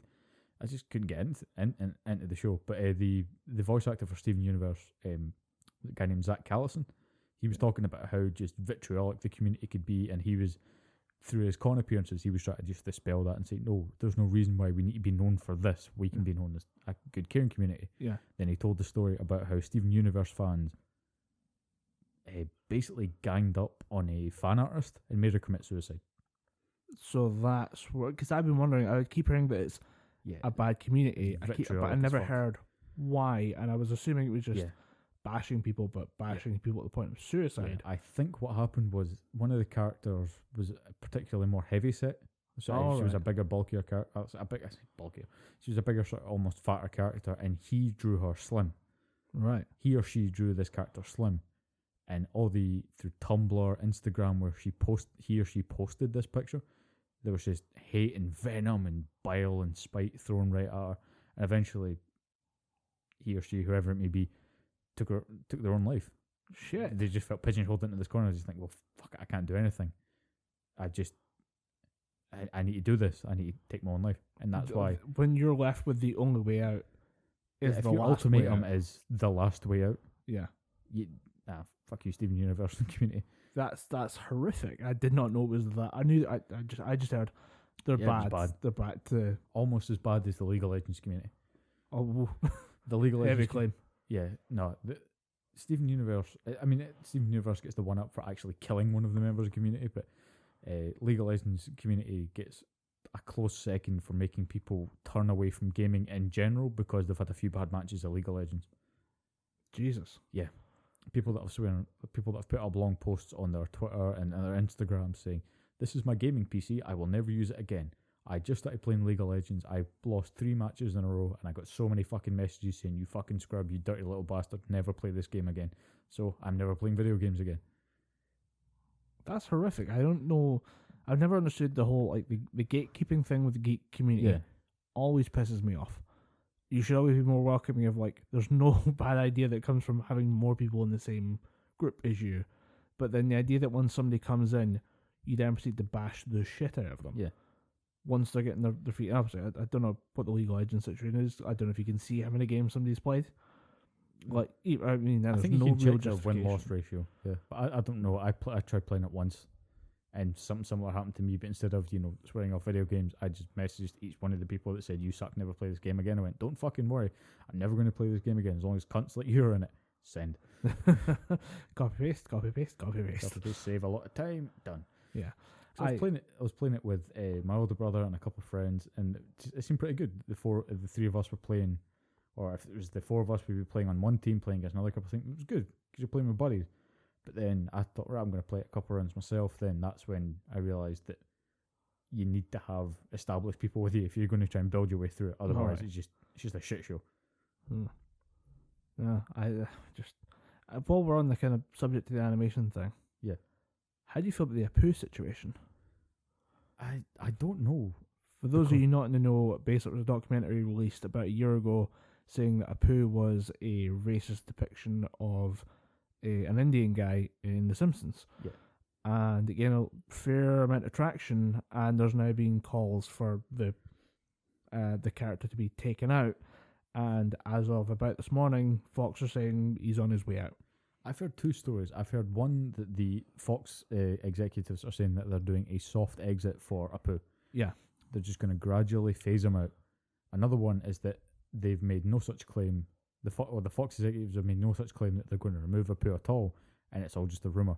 I personally want them to go for the first one because I think characters get changed and characters get swapped in and out of TV shows all the time. And if Apu's causing this much of an issue, it's going to solve a lot more problems if you just kind of go, right, we're honouring the people that love Apu. We're going to give you a couple more episodes with him, but eventually you're going to see Apu go away. Yeah. I think that's the easiest way to do it. There was a couple. There was a couple things raised about the whole Apu situation. The main one being he's voiced by a white guy, Yeah. and well, that one's an easy solve. It's just because Hank Azaria said he'll step away from the role. Yeah. I mean, he's got other characters. He is half the Simpsons. Like, there's nothing wrong with him stepping away. He'll still get a paycheck at the end of the day. I mean, they're not going to kill off Mo. They're not going to kill off Chief Wiggum. And well, then again, he wouldn't be able to voice one of the cops. If they're going by the same rule as Apu, he's not going to be able to voice his cop character.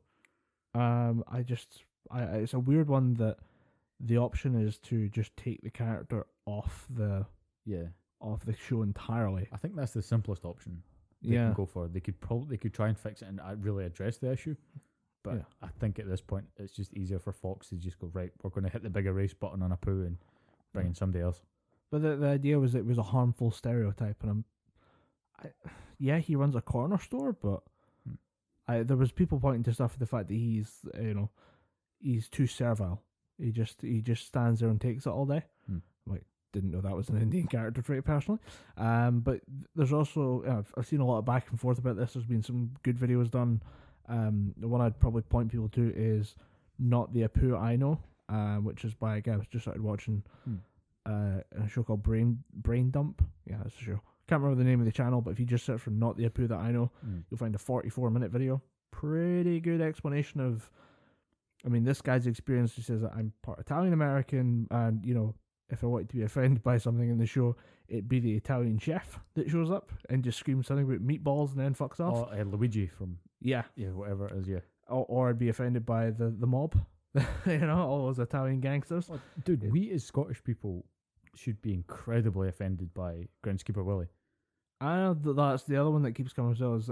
Him and it's a point raised in this video was the rednecks as well. Yeah. Like, people from down south represent a large portion of America.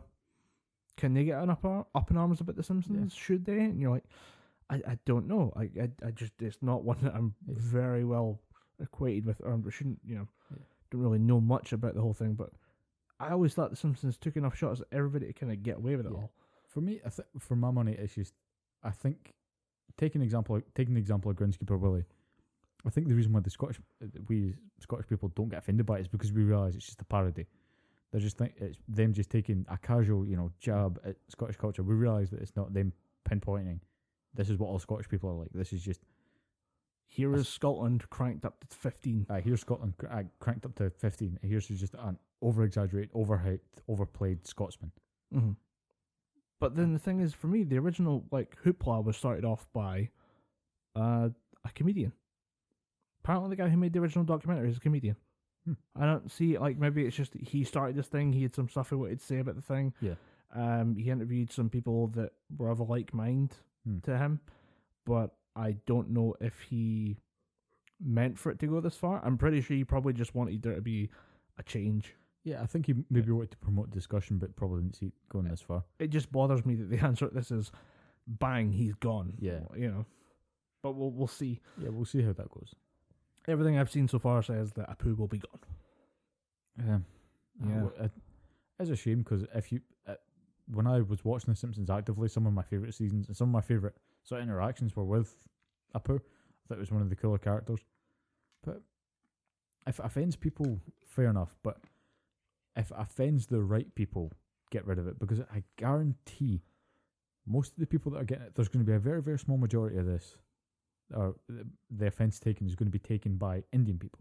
Yeah. Most of the people that are going to be annoyed about this are going to be fucking heart on their sleeve, butthurt neophytes that are all white, just left university, just left college, that are just going, this is a shame, this is so racist. This is outrageous. How could people let this happen? I mean, maybe it's outdated. Maybe, to be fair, when was the last time you watched Simpsons? Yeah, Simpsons itself as a concept is outdated. Yeah. To my mind, when you have Disenchantment and Futurama, I don't need The Simpsons. Futurama was just, it was everything I wanted from The Simpsons, and much, much more. If you want to watch a good breakdown of why The Simpsons is failing or has failed, Super Eye Patch Wolf made a great video about The Simpsons. Again, it's about 45 minutes long, but it's a phenomenal look at Simpsons of the past, Simpsons as characters, Simpsons now, and how the show in general has changed. You know, wow, he put a lot of thought into this one. Yeah. Way more than you could ever really think about The Simpsons, or way more than you think you could think about The Simpsons. But yeah, The Simpsons has faded into irrelevancy, and now Disney owns Fox. Yeah. They own the studios, so they would probably, I guess, own The Simpsons. Yeah, they'll probably rein that in. So maybe that's part of it. Yeah, maybe. I'm not sure. Maybe the House of Mouse is trying to clean shit up. Yeah, maybe they're just going to... I think there is going to get to the point where they're just going to start cutting shows. I don't know if Simpsons will make the cut. I don't know how it kept making the cut. That's because That's a weird one. it kept making money. People were still watching The Simpsons, even as it sort of dwindled. I think it is still going now. There's still new episodes every week. It's still going strong. People still watch it. Die Hard fans still watch it. Yeah. And they're cutting them in the next season. I think they're between seasons right now. Yeah, I think they're mid-season, whatever. Because I remember when I was still watching The Simpsons, people were buying up to season 18. I think it's getting into season, maybe into the 30s. We're at 20. I know we've done 26. Yeah. This might be 27 this year, 28 next year. But how are you going to advertise that? Because I think you might try and advertise that Apu's going away. I don't know how, because you can't ignore it, you know. Yeah, and they can't be too upfront about it. They can't just go, hey guys, look, that thing that you were moaning about, we did it, we got rid of it, please watch us now. But this thing is, it gets advertised during like NFL games. Yeah. So you'll see it on like the NFL UK games. There's one of them happened this week. Yeah. And it was a friend of mine's been travelling between Bowness and London every weekend for 3 weekends. Shit. That's commitment. On a company credit card. He said he's going to get fired. No, his boss wanted to go down. Oh, okay. So I think he somehow managed to finagle the company's expense card.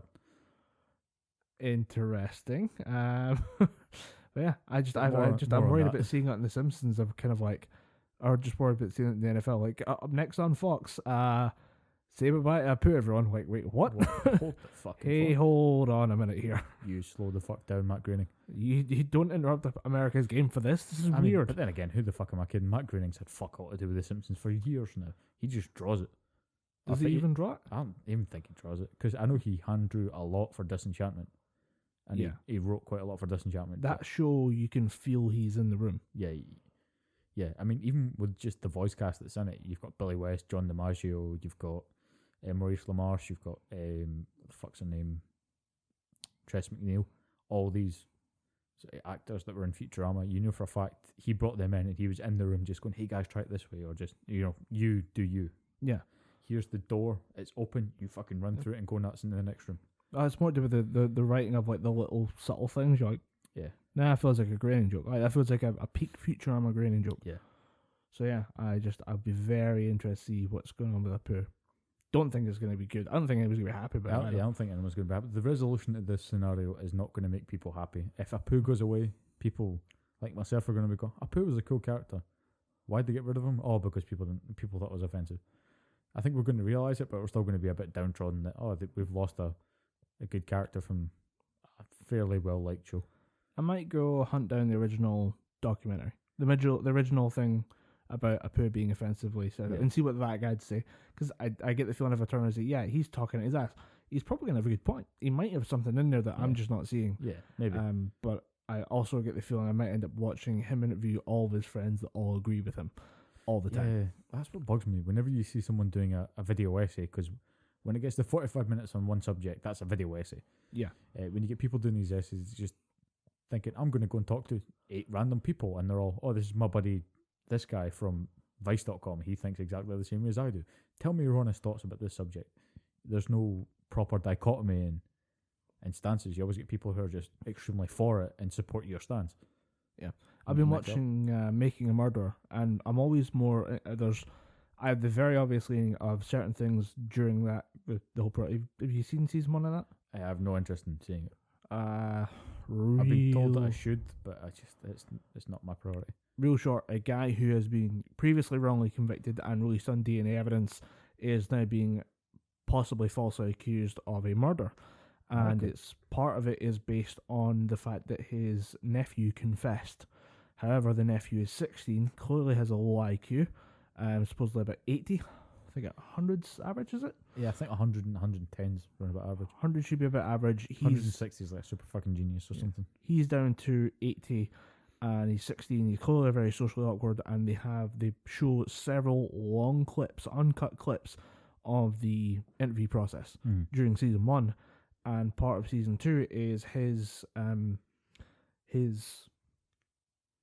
case going through courts, because there's lawyers that think he shouldn't have been interviewed. I think we can get that evidence dismissed as being unlawful because it's 2 police officers interviewing a minor who is not capable of dealing with the situation. Yeah, the guy has already spent 11 years behind bars at this point.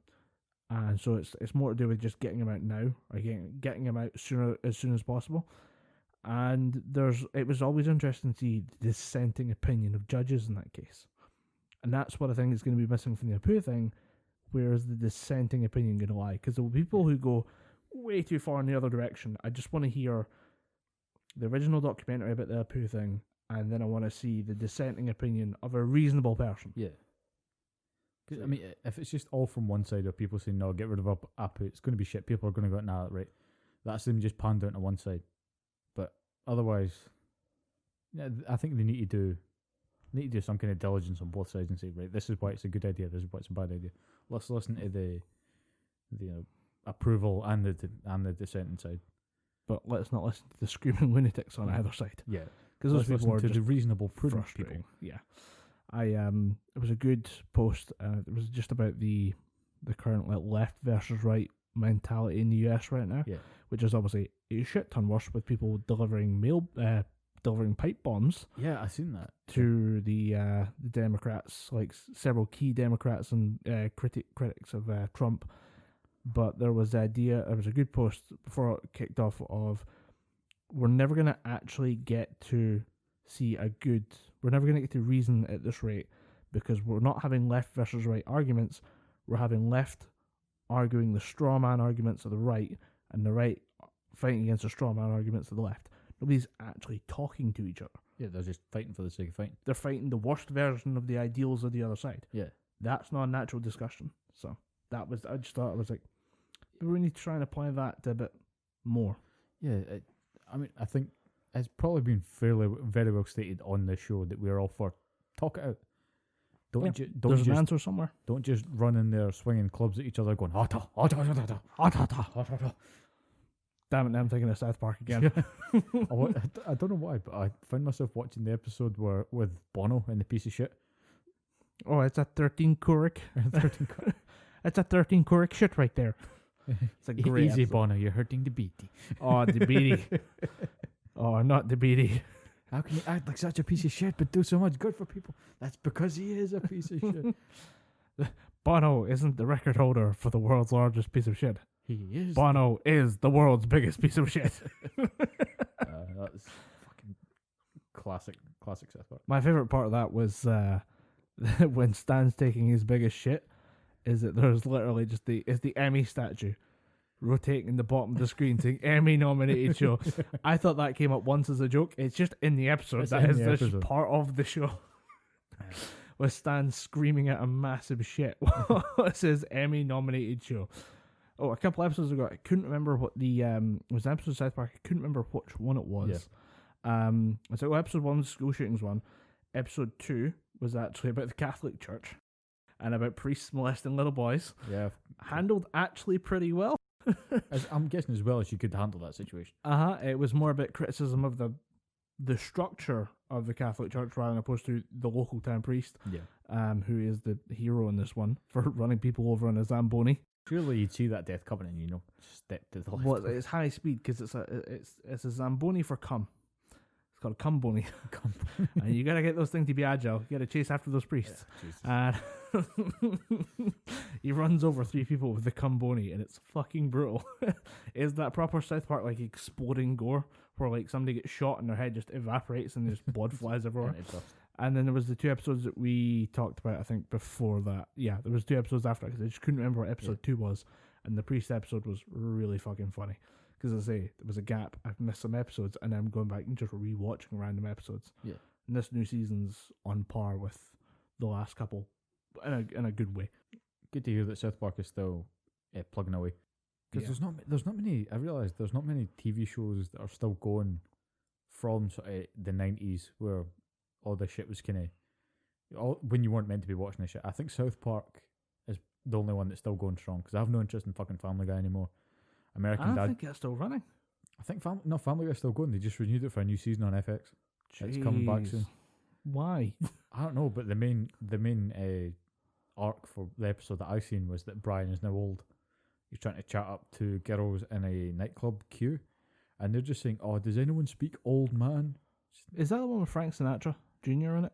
It could be. Because that was a pretty funny episode where it was he starts hanging out with Frank Sinatra Jr., who has been on the show a couple times, and then they just have, because that was like an old episode, season 7. It might be, but they show up dressed up as like young people and try to hang out in the clubs and stuff. And I think Frank Sinatra Jr. just like slaps some woman and tells her to get him a drink, like, and everyone's like, you can't do that anymore. The one that I seen was just Brian sitting on his own talking to 2 blonde women, and he's got a beanie, pair of glasses or something on, and headphones around his neck. That if that's an old episode, it might be. I'm struggling. I think they cancelled that years ago. I honestly thought it was Could gone. Could be. I thought season 12 might be the last one. Because I know American Dad's finished. I don't think they're making any new American Dads. I think Seth MacFarlane just shut down the whole thing at this point. Yeah. I think he wants to do other stuff because I know he's doing the Star Trek show. Yeah, the Orville. Something like that, yeah. Yeah, I've heard that's not bad. But again, I don't know where to watch it. I don't watch Star Trek. It's a weird one of like people are, oh, you must love Star Trek. I'm like, no. I mean, I'm a nerd, but no. Right. I get that when we were younger, in primary school, the cool thing was Star Wars. Yeah. I always thought the opposite to that was if you watched Star Trek, you were too far the other way. You were just, you went too deep into the nerddom, into the geekdom. Yeah, that was the impression I got. Star Trek was for the what's the eating, glasses wearing, brace wearing, fucking checkered shirt with a bow tie motherfucker that you see in the movies. I never... The people that don't use deodorant. Yeah, oh, no. Just, if you're at a con, just wear deodorant. Just take a shower. Not in general. If it's a 2-day con, if you're on a train... hotel room, get a shower. If you're on a train coming back from Edinburgh at 5 o'clock on a Friday night and there's standing room only, please fucking wear deodorant. I don't care if you're on some protest against pharmaceutical companies. I don't care if you're a fucking woman. Please wear deodorant. I think it needs to be more acceptable to just have a can somewhere in the in the bag. I know I'm a sweaty dude. I carry deodorant with me now because I know for a fact I'm going to want to top that up at some point. Yeah, it's just good practice to have something. Common decency, yeah. Because one of the places that I train at during the week, the showers are broken. I usually like to go for, after I've been running about a field and tackling people, I like to go for a shower. But the showers are broken, and the only nearest one is another rugby club, fucking 40-minute walk away. So I thought, fuck it, I'm just going to take that 40-minute walk to the train station, cake myself up in deodorant so I don't guff out the train. It depends. If it was Lynx Africa, you would have still guffed at the train. It's Lynx Apollo. Oh, that's so much. I actually don't know how that smells. It's pretty nice. It's galactic fresh. Ooh, la-di-da. It's one of those deodorants where people can pick out a Lynx smell, even if they don't know it. They could just, if they smell Lynx black and they don't know what it's Lynx more black to do is, with the texture it leaves in your throat. It's not so much the smell. Yeah. The fact that you can kind of taste it and go, Lynx. That's Lynx. There it is. It's always when people wear too much of it. Just you're going to some kind of disco in primary school because you've clearly stole your older brother's tin of links and just decided to cake yourself in it. Do you remember that? Do you remember that point in our primary school where they had to have the overuse of aftershave and deodorant talk with us? I remember, because I was in PE a lot, and I do remember just walking into like changing rooms and be like, "Oh my god, why is everyone using the same deodorant?"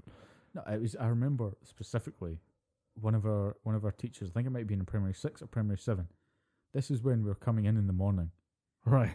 And she said, "Right, I need to have a talk to you. You need to dial it down on the aftershave and the deodorant because it was around about the time where." Oh yeah, there's a lot of people wearing aftershave in primary 6. A lot of people wearing aftershave. A lot of people with the spiked up hair. I mean, you even did it at one point when you had hair. Primary 6, by the way, is when you're like 10. Yeah. Just to give any business context, because I know the British education system really like confuses Americans. Yeah. But if you're in primary 6, you're 10 years old, you're looking to the people in high school and they're doing all this shit. You're thinking, yeah, I'm cool, I'm mature, I'm going to cake myself up in deodorant. I'm going to spike my hair up like fucking... Dude, bro cream's the shit. See, people used to say, "Oh, bro cream is the best thing ever." I used to look at it and think, my granddad used bro cream. Yeah, kept working after it like 60 years. It just got price jacked the fuck up. It went from being £3 for a massive kilo jar of it to being £3 for the tiniest A kilo jar bro cream. I would kill for that. That'd be awesome. I'd just go around gelling shit. My granddad on my mum's side would always say, "Oh, I used to buy bro cream in huge batches. You buy one tub and it would do you for months." And I went, "I know people at school that spend £8 on a tiny jar, and it does them for 2 weeks." That's 2 weeks for that little jar was not bad going. I was too cool for jail, man. I let my hair down. Yeah, you had the long hair. A lot of people did that thing. I couldn't get behind it. Looking back on pictures of me with the long hair, I now question why my family let me do it. I don't know. Even thinking back on it, I have no fucking idea why I did it. I never got it because my brothers did it as well, and I just looked at it and thought, I'm not up for it. It was the same with the emo fringes when people had the hair that would just sweep down and cover one eye. Yeah. I had that for a while, but then most people thought, "Oh, right, he's just grown out of that phase." No, I never grew out of the phase. It's just because I was sick and tired of only seeing it in my right eye. Was there not something about like lazy eye was getting a bit more prominent because of that? They were worried about it. Like, it was straining one eye because that was constantly covered, and then when you move it, the light would hit you and you just kind of strain that one eye. Okay. And then I started wearing glasses, and I was sick and fucking tired of hair getting caught in the legs of the glasses. So when I had to take my glasses off, it would just rip out of here. Oh, so, yeah, multiple reasons why I got rid of the emo fringe. It was fucking dumb. Shave the head, dumb. I burned all those fingerless gloves. Well, why'd you get rid of those? They're perfectly functional now in the age of smartphones. They're actually, I think they're making a comeback. Fingerless gloves. Yeah, but now you can get the gloves with a little ET finger on the end that allows you to scroll up and down. Oh, the little tactile. Okay, yeah. Right. Yeah, that makes sense. Or you could just get one of those little thimble things that your mum used to use for sewing your clothes. If you want to go the fucking full hog. Or you just brace the cold because you're going to have to get used to it. Because we're now minus temperatures at night. Yeah, I think the hottest it got today was 2 degrees. Wow. Yeah. That hit fast. Yeah, the cold snap hit quick. Yeah. Because Saturday afternoon, I was down in Langham at the Borders for a game of rugby, and it was 6 degrees.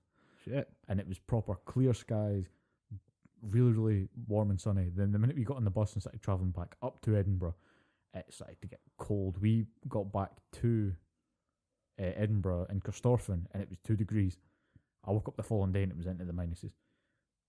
That cold sky, clear Scotland though clear sky, cold Scotland is gorgeous. Yeah, no clouds in the sky, just blue, nice crisp air feeling. Especially when you're driving up through through that area of Scotland. It's just nothing but lush greenery, nice settings, people getting caravan raided. Caravan raided? Right. We if on most buses nowadays, there's a thing called a tachometer or a tachyometer, which basically records how much mileage you do per day. Right. And I think every hour, you're only allowed to drive for a maximum of about an hour and a half before you need to stop and let it reset. So we'd be driving for an hour and a half. We still had about 40 minutes left to go on the journey. So the driver stopped for a bit, and there was a row of 3 caravans behind us. And so there's people out there stretching their legs, there's people taking a cheeky piss at into the bushes there, and we just hear the woo. The fucking police come herring down, and these 3 pretty long caravans, not caravans, they were like mobile homes, like sort of All right. RV, RV, recreational yeah. vehicles. They were just there, and all you heard was shit.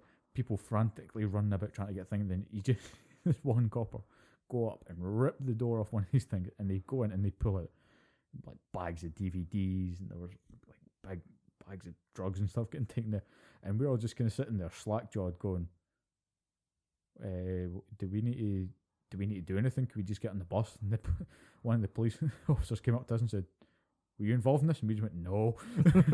We're going to get back on the bus and go play a game of rugby. And they went, "Oh, cool. Where are you guys from?" "Edinburgh." "You guys be careful now." Good luck, kids. And we just kind of all got back on the bus, just looking pale as fucking sheets, just going, "The fuck just happened?" We just saw a caravan raid, and multiple people who are not welcomed in this country get ripped out of these caravans and put in the back of a police van.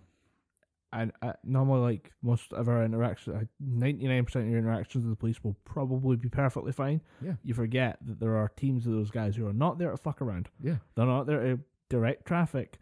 They're not there to get a just job smile done. and wave. They're there to go in, grab some shit, get out, and grab people that they find in that room on the way out. I mean, even the one guy that came over and talked to us, he was perfectly well adjusted. He knew it was just a job. He came over and said, "Why are you guys here?" "Oh, we're on our way down to Langham for a game of rugby." "Cool. Be on your way." He went, "Driver's just going to go for a piss." And he went, "Right, cool. We've got this to deal with. If I catch any of these in 10 minutes, you're getting done for public urination."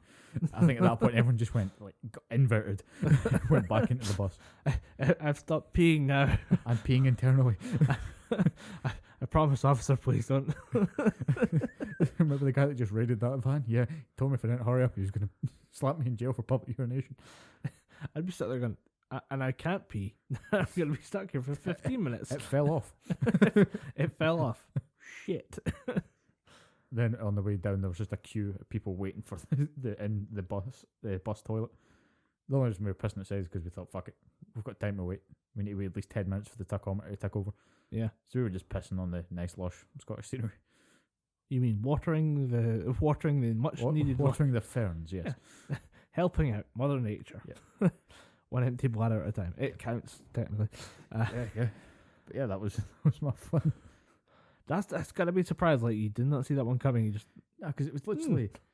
The only thing that we seen was, as soon as we stepped outside, we were in the shade, and then there was a little bit of sun stretching out over the hills, and you hear bird song and stuff, and it was just really nice and peaceful. You think people that were driving up this way on themselves, maybe taking a little road trip, if they stopped here, it'd be a nice little idyllic scene. There's people in the lay-by, and it's just, they're having breakfast on the way to their next caravan site, and then just 5-0, banging on doors, ripping doors off fucking hinges, then contraband getting taken out of the fucking RVs.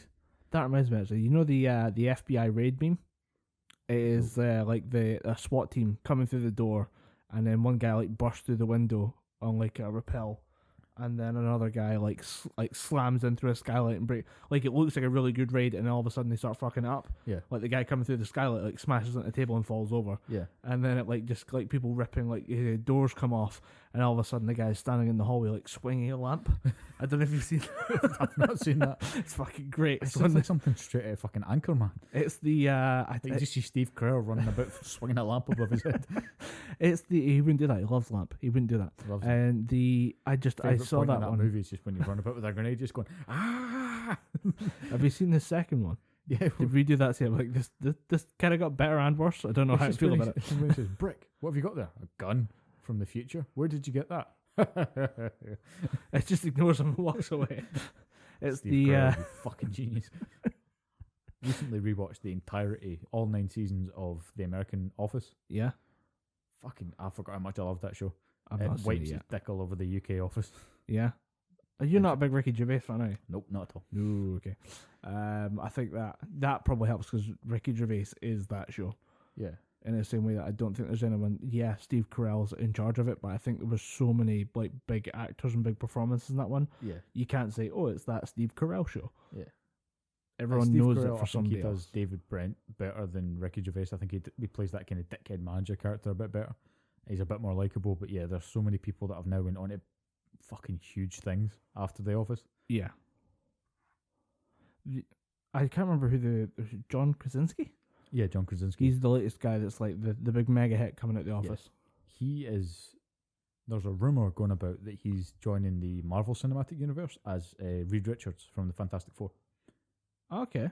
I can see it. Yeah. It'd be pretty cool. Put the silver swoosh. He's still got the long hair. Yeah. He's kind of gone a little bit grey. Mm-hmm. Because, I mean, the guy's probably in his 40s or something.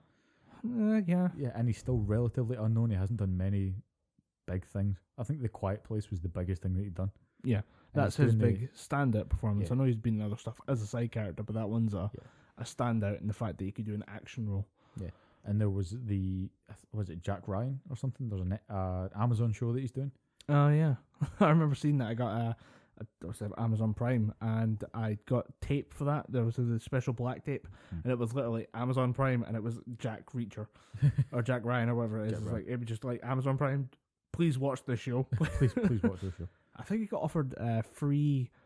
It was on Twitch because Twitch is now owned by Amazon, and they said that you could get free bits if you just watched one episode.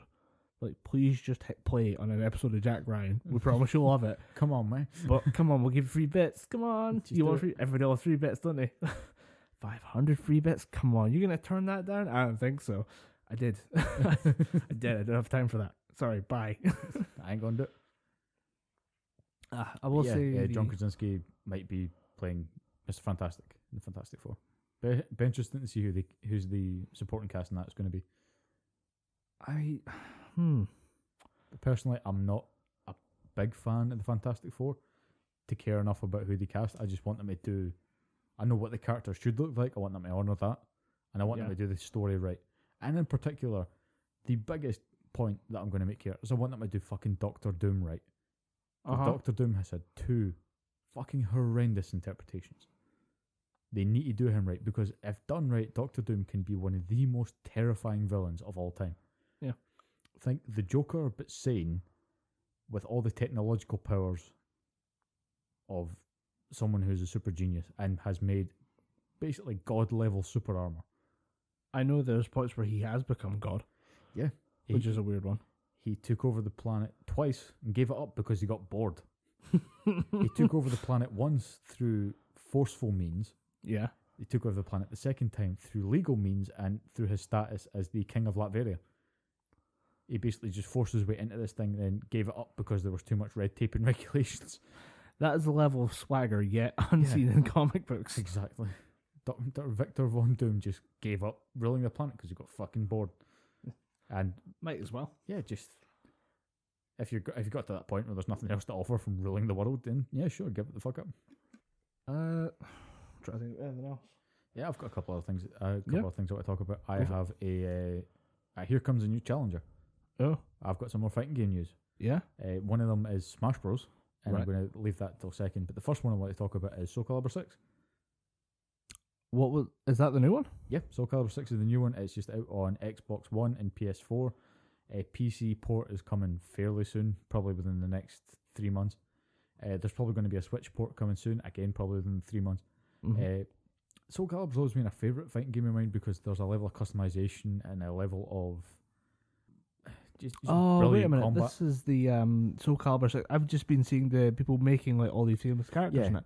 That's where I've seen it. I was like, I'm trying to remember which number it is, but 6. I've heard about this one. Yeah, I just what I prefer about that over say games like Tekken and other Bandai Namco games.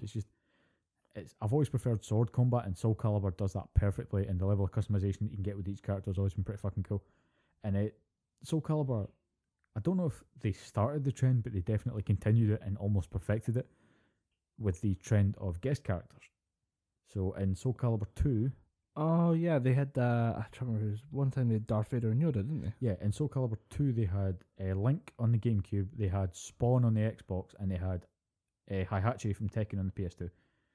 Then in Soul Calibur 3, I think they skipped the whole guest character thing because that was a very quickly made, let's get it the fuck out type game. Yeah, get it out the door. Yeah, Soul Calibur 4 is when you had Yoda on the Xbox, Darth Vader on the PS4, and then they made DLC for Yoda on the PS4 and Darth Vader on the Xbox. Then just to kind of hurry up. And they also gave you the Star Killer, the Secret Apprentice from The Force Unleashed. Oh, right, yeah. He was a pretty cool character, pretty OP because he just jump around the place. Yoda was OP as well because you couldn't fucking hit him. He was about 3 pixels tall. Yeah, that one's going to hurt if you're playing the fighting game. Yeah, pretty good character. And in Soul Calibur 5, the guest character was Ezio from Assassin's Creed, Okay, yeah. who was shit. I mean, you gotta pick His the main good weapon- character. His main weapon wasn't his sword, his long sword. It was his fucking wrist sword. They really dropped Okay. that ball. Because you could do weird combos where you could go and stab close, then switch to his pistol, which was good, but You gotta remember Soul Calibur's main gimmick is big ass swords. yeah, if Nightmare gets anywhere close to you, you're going to get chopped up and fucking thrown away. If Nightmare gets within half a screen of you, Yeah, you're fucked. And then we've got Soul Calibur 6 coming out.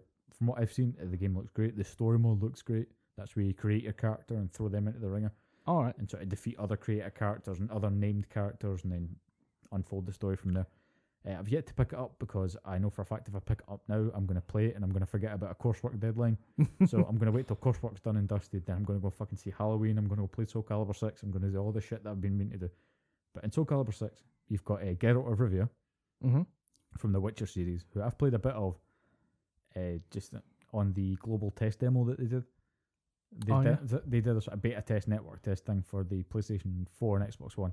Fighting games are really good at that because Yeah. they know like Yeah, the they know server people are- speeds are important. Yeah, they know that they need to get the network set up just right, and they know that people are going to want to play certain characters. Yeah. So it's good for them to go, right, here's your 8 characters for this game. It's going to be 4 people that you really want to play as, a couple characters that are mixed, and it's going to be 2 people that everyone's going to fucking play as. But it's a good way of generating like crush on the servers to just say, here is how bad it's going to be. Here is everyone who wants to play this game, so especially if it's open. Yeah. It's not a pre-order beta. Like if you can have a pre-order beta, that's great. But if you just want to have like as much chaos as possible to see how the engines will handle it, open beta on a If fighting you game. want to see how many people are interested in your game, open beta is definitely the way to go. But they also announced a new guest character, and one that I am absolutely okay with, and I'm kind of surprised they didn't announce this character as the guest character over Geralt. Are you familiar with a game called Nier Automata? Yes, 2 little cyborg kids Yeah. running around The- desolate wasteland. Yeah, the female in that game, 2B, has been Yep. announced as the DLC guest character for Soul Calibur 6. And I am very much okay with it.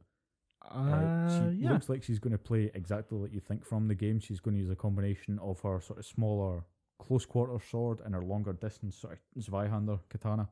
And she's going to incorporate her little pod thing to shoot beams and stuff.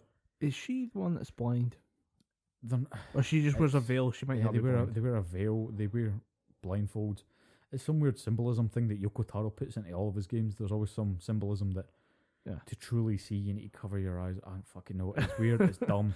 The It's- game has 17 endings. Let's the put game it that has way. one ending for each letter of the alphabet.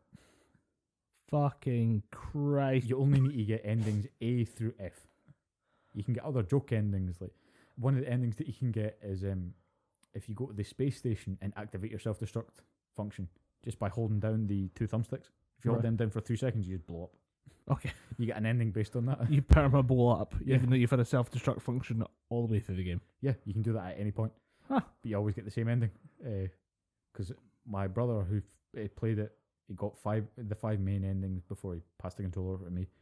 And I went, it says self-destruct sequence, a self-destruct function. How do I do that? And he went, hold L3 and R3. I went, what happens? He went, hold it for 3 seconds, you blow up. And I went, why would you tell me this? I'm not going to play the game now. I'm just going to go to different situations and test the strength of self-destruct. And that was about 25 minutes of me playing Nier Automata the first time. First impressions video. Awesome. Blow the shit out of myself. But yeah, quite impressed that they're going to put 2B in there. I'm surprised that they went with 2B instead of a character, say, Noctis from Final Fantasy 15, but he was in Tekken 7. I don't think Final Fantasy 15 is all that popular. Yeah, you drunk, bro? No. People love that game. Really? Yeah, it's got a re-release, the Final Fantasy 15 Royal Edition, Alright. and that has got more content in it, at least another 12 hours worth of content in it, and the game was already pretty fucking lengthy. Right. People love that game, and from what I've heard, it's well deserved. A few people that I know that have played it say it's really good, and the Royal Edition expands and improves upon the original. But at the same time, it's that Destiny formula. You've paid £50 for the game itself, then you're paying another £50 for another version of that same game, Yeah. albeit a Game of the Year edition. I remember the last one, the one before 15, being absolutely hammered. Yeah, Final Fantasy 14, the MMO. That is one of those, again, another Destiny type game where people hammered it upon release, they made changes, and now people love it. It might have been, like, the last one I was thinking of was the single player one. Oh, Final Fantasy 13. Might be in People 13. hated that 13 fucking was game. battered at the Yeah, it was- reviews and then in public. People just shafted that thing. They pounded dick in every orifice of that thing. So 80 hours of corridors, I think I remember being one of the phrases. Yeah, the unofficial title on the internet was Final Hallway 13. Alright. People did not like Final Fantasy 13, and then the remakes, not the remakes, the sequels that they made. Final Fantasy 13-2, where you play as the main character from Final Fantasy 13's little sister. Right. No one cared for that fucking game. Then it came Final Fantasy 13-3, aka Final Fantasy 13 Lightning Returns. And the fact that they made it sort of Kingdom Hearts style combat could not save the game. Jesus. And people just thought, no, right, fucking put this away, give us 15 or nothing. And now that they've got 15, I think Square Enix have thought, right, we kind of double down on 15. We need to give them more 15 till we can announce a 16 in about 5 years' time when we're finished with Kingdom Hearts. And then we'll take 10 years to design it, and everyone will be really mad, and we won't know why. Then people will get annoyed because we still haven't announced Final Fantasy 7. Final Fantasy 7. They still, how long do you think they've got? How long can they just avoid releasing that game? I think they can go 6 years. Before 6 years? 6 years before people just go, right, Square Enix, stop fucking around and give us the goddamn game. Give us at least one part of this game. Give us please. a reason why it's not going to happen. Because surely you have to have more than 12 developers in this place. Because right now it seems to be... Because I remember hearing that the guy who's making the Final Fantasy 7 remake is also the same person that's making the Kingdom Hearts 3. Tetsuya Nomura. So I think his team got taken off Final Fantasy 7 to finish Kingdom Hearts 3. But this team was also taken off Kingdom Hearts 3 to start Final Fantasy 7. So surely they need to be able to have a look at themselves and think, right, we need to bring in more people, otherwise this is never going to get fucking finished. People are going to be dying, and Final Fantasy 7 is finally going to be coming out on a console that's 5 generations out of date. That's nuts. I'm sorry. It's fucking ridiculous. Hire more people, Yeah. outsource, do something, And make a you seen game. what happened when Sega outsourced a game? They got Sonic Mania, which was one of the best Sonic games in the past 15 years. Yeah, just find someone you can Find a fan. reasonably trust. Find a fan that's going to take as much love, care, and attention towards your property as you would. Again, another example, Resident Evil 2. The only reason that got made is because there was a couple of developers who made a Resident Evil 2 sort of HD skin pack, and a lot of people loved it. A lot of people downloaded it. Capcom decided, right, I'm going to give you an opportunity to make a pitch. You can give us a presentation, show us why we should do this game. And they poured their life's blood into this presentation. Luckily, they got it. And again, it's just two fans saying, this is what we want to do with Resident Evil 2. It's still going to be the main story from A to Z, but we're going to differentiate and fluctuate how you get through these different points. Yeah. I know that Square probably have a bit of a trust issue with people saying, like, this is our big IP. Yeah, this is Final Fantasy 7. We can't afford you to fuck it up. Find a couple producers who would just babysit the studio. Have Yeah. them go out there and, like, have the studio work in it, make the thing, and it's a producer who comes in every now and again, just slaps them on the wrist and says, that can't be like No, that can't because do this thing. Just somebody who knows the lore, somebody who knows mechanics or part of the game or the bigger picture. You were just given every now and instructions. Stick to the instructions, stepchild. Yeah. I didn't say do a left stitch and a right stitch. I said right stitch, then left stitch. Bitch, now get to work. Basically, what you want is some producer that's just going to walk around the desks with either a Nerf gun or a bottle of water, just going, stop it, Hey, stop it, get back to work. who said his hair could look like that? You know what Cloud looks like? More spikes. Everyone needs to have more spikes and belts. This is the law of the land. You're His making a hair is Final not Fantasy gravity. game, kids. His hair is not gravity defying enough. Make it spikier, damn it. Spiky hair. Yeah, and that was another rumor for Soul Calibur 6 that Sephiroth and Cloud were going to be the guest characters. How have they not been guest characters yet? I don't know. They have big swords. That's the Yeah. requirement for Soul Calibur. But with characters like Geralt, you could reasonably change his fighting style from The Witcher. You can easily interpret his fighting style from The Witcher into a Soul Calibur moveset. Right. Same with 2B. Her moveset, despite the fact that she does a lot of jumps and twirls and she uses a robot, again, it's easy to translate. With a character like Cloud, there's a lot of flips and there's a lot of energy and there's a lot of charging, there's a lot of magic. That's very difficult to translate to a game like Soul Calibur. Yeah, true. And same with Sephiroth. His sword would take up 3/4 of the screen. That's got to be... How has he won so many fights? You can be a master swordsman all you fucking want, but that thing is so unwieldy, he must have lost his fair share of fights. I think he should have lost his fair share of fingers at some point. Yeah. I mean, if he's sheathing that, he's taking off a rib. What's the... I'm trying to remember one of us... There was somebody that we knew was trying to build up the Buster Sword. Oh, yeah. I remember. Did that ever get finished? I remember, because this was an art project, and I know the person you're talking about. This person moved away to Stonehaven. I think so. Yeah, he tried to build it as an art project, and the art teacher that was in charge of approving the project literally tore up his design. Literally just went, "This is fucking ridiculous. I ask you to do art and you give me this Japanese anime-inspired bullshit." Wow. And then he decided, I'm not going to build this, I'm going to build a sword bag. And then all the people around him are just going, "No, you're wanting to make a hold all based on that." And he went, "No, it's a sword bag." Then the same thing happened. She just tore it up and he went, you can stay here for as long as it takes until you give me a design that's actually decent. Just none of this weeb shit, boy. Yeah. Imagine that being told that by an art teacher. Yeah. Actually, if it's the art teacher that I'm thinking of that would do that, I actually saw her in the shops the other day. Yeah. Yeah, I happened to see her. I was like, "Hey, it's her." Oh wait, I didn't do art. I don't care. Bye. I remember you. You were mean to a lot of people. You were mean to a lot of my friends. But none of them were me. Bye. I didn't take art. I can't draw. See you. I have flippers for hands. I have. One of my favourite phrases that I've heard over the past couple of months is dildo hands. Dildo hands, okay. It's another thing that's through. I mean, most of my phrases that I come across are either from comedy or from rugby, because you hear some fucking outstanding phrases. Yeah. In the Rinth Rugby Club, when I played at Falkirk, there was a few Australians kicking about, and one of them randomly said, when I was talking to him, when it's just like, they asked, have you spoken to that new guy? And I went, he's pretty cool, I've got a lot of time for a new guy. And he went, new guy's fucking brilliant. He would give you his arse and shit through his ribs, that bloke. So, how does that even fucking make sense? But it's a beautiful fucking saying. Aussies will just make shit up. Yeah, it's a brilliant saying. And I have used it multiple times before in front of Australian people, and they've just went, "I've never heard that." But the other phrase, dildo hands, is when we're doing a passing drill. If you ever drop the ball, Aye. you just hear a cacophony of dildo hands. That's excellent. my other one, that's an Edinburgh one. The Glasgow one. That's an Edinburgh one. That's an Edinburgh one. If you train through in Glasgow, it's you've got horns like tits. All right. I love picking up all these little different phrases. It genuinely makes training go a bit quicker, because if you're laughing your ass off, you're not paying attention to the fact that you're cold as fuck in the middle of a field in Edinburgh, or cold as fuck in the middle of a field in Glasgow. That, and who doesn't like the phrase dildo hands there? Yeah. Hashtag dildo hands. Hashtag dildo hands. Well, hashtag raise the roof. That's the raise the roof with your dildo hands. That's the episode title. I was going to say dildo raise hands. The roof with the dildo hands. Raise the roof with your dildo hands is now the title of the show. You need to incorporate that into some kind of EDM song. Raise the roof with your dildo hand. Dum.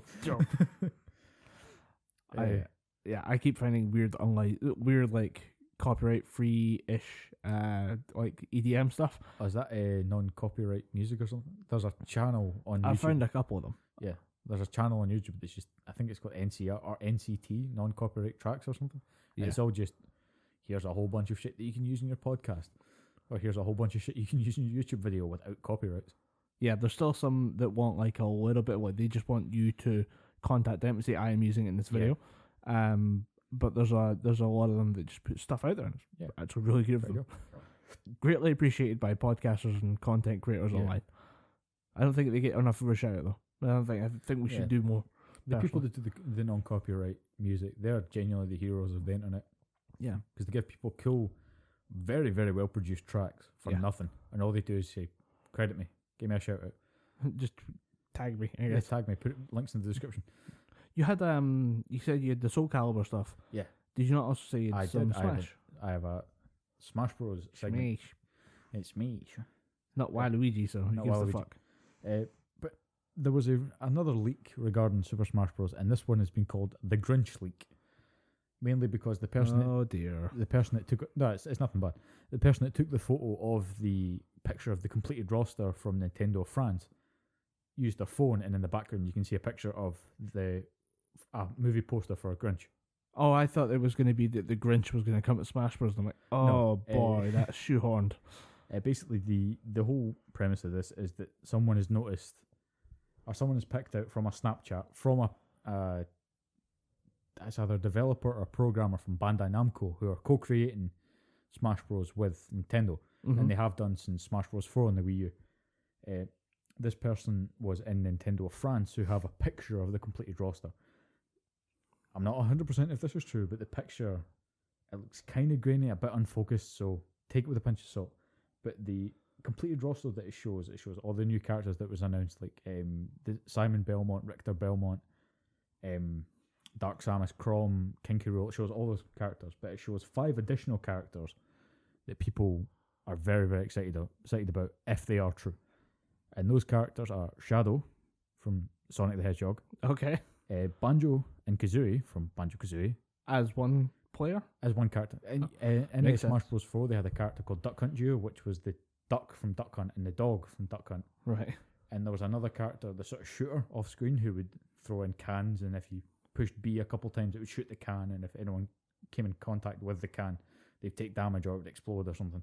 And you've got the mountain climbers as well. Yeah, and you've got ice climbers. So there's a history of kind of paired characters. So Banjo and Kazooie will be operating as one character. The other, sorry, there's 6 characters. I do apologise, 6 characters. There's another character called Chorus Men that's been rumoured to drop in. Have you ever heard of a game called Rhythm Paradise? Nope. Don't play rhythm games. Me neither. But I'm not a 12-year-old in 2006. I have no interest in rhythm games. But apparently the Chorus Men, if this rumour is true, if this leak is true, are set to come to Smash Bros. A fucking huge one. In fact, 2 massive announcements, if they are true, will just shake a lot of people to the core if this is true. You've heard of the game Super Mario RPG for the N64? Vaguely, yeah. There's a character in that called Gino, who people have been wanting to come to Smash Bros. For fucking years. Right, I'm not aware of Gino now. Alright, me neither. Apparently people want him. Okay. But I thought this was when you were like, no, you won't believe what this guy does. This is one I'm just like, oh, people want this one. It's cool if he makes it, people are going to be happy, but I don't know who the fuck this guy is. But yeah, if the leak is true, that guy's making it to Smash, which is fucking huge because people have been baying for this guy to be in the game since Smash Bros. Brawl on the Wii. Oh, damn. Yeah. And there's another character in there called MacRider, who's an old NES character. That was just, I think Masahiro Sakurai, the guy who makes Smash Bros, is just thinking, I'm going to throw in an obscure title character. No one's going to know about it, but people are going to play him anyway because people buy everything that I make. People buy everything Nintendo make in general, but yeah.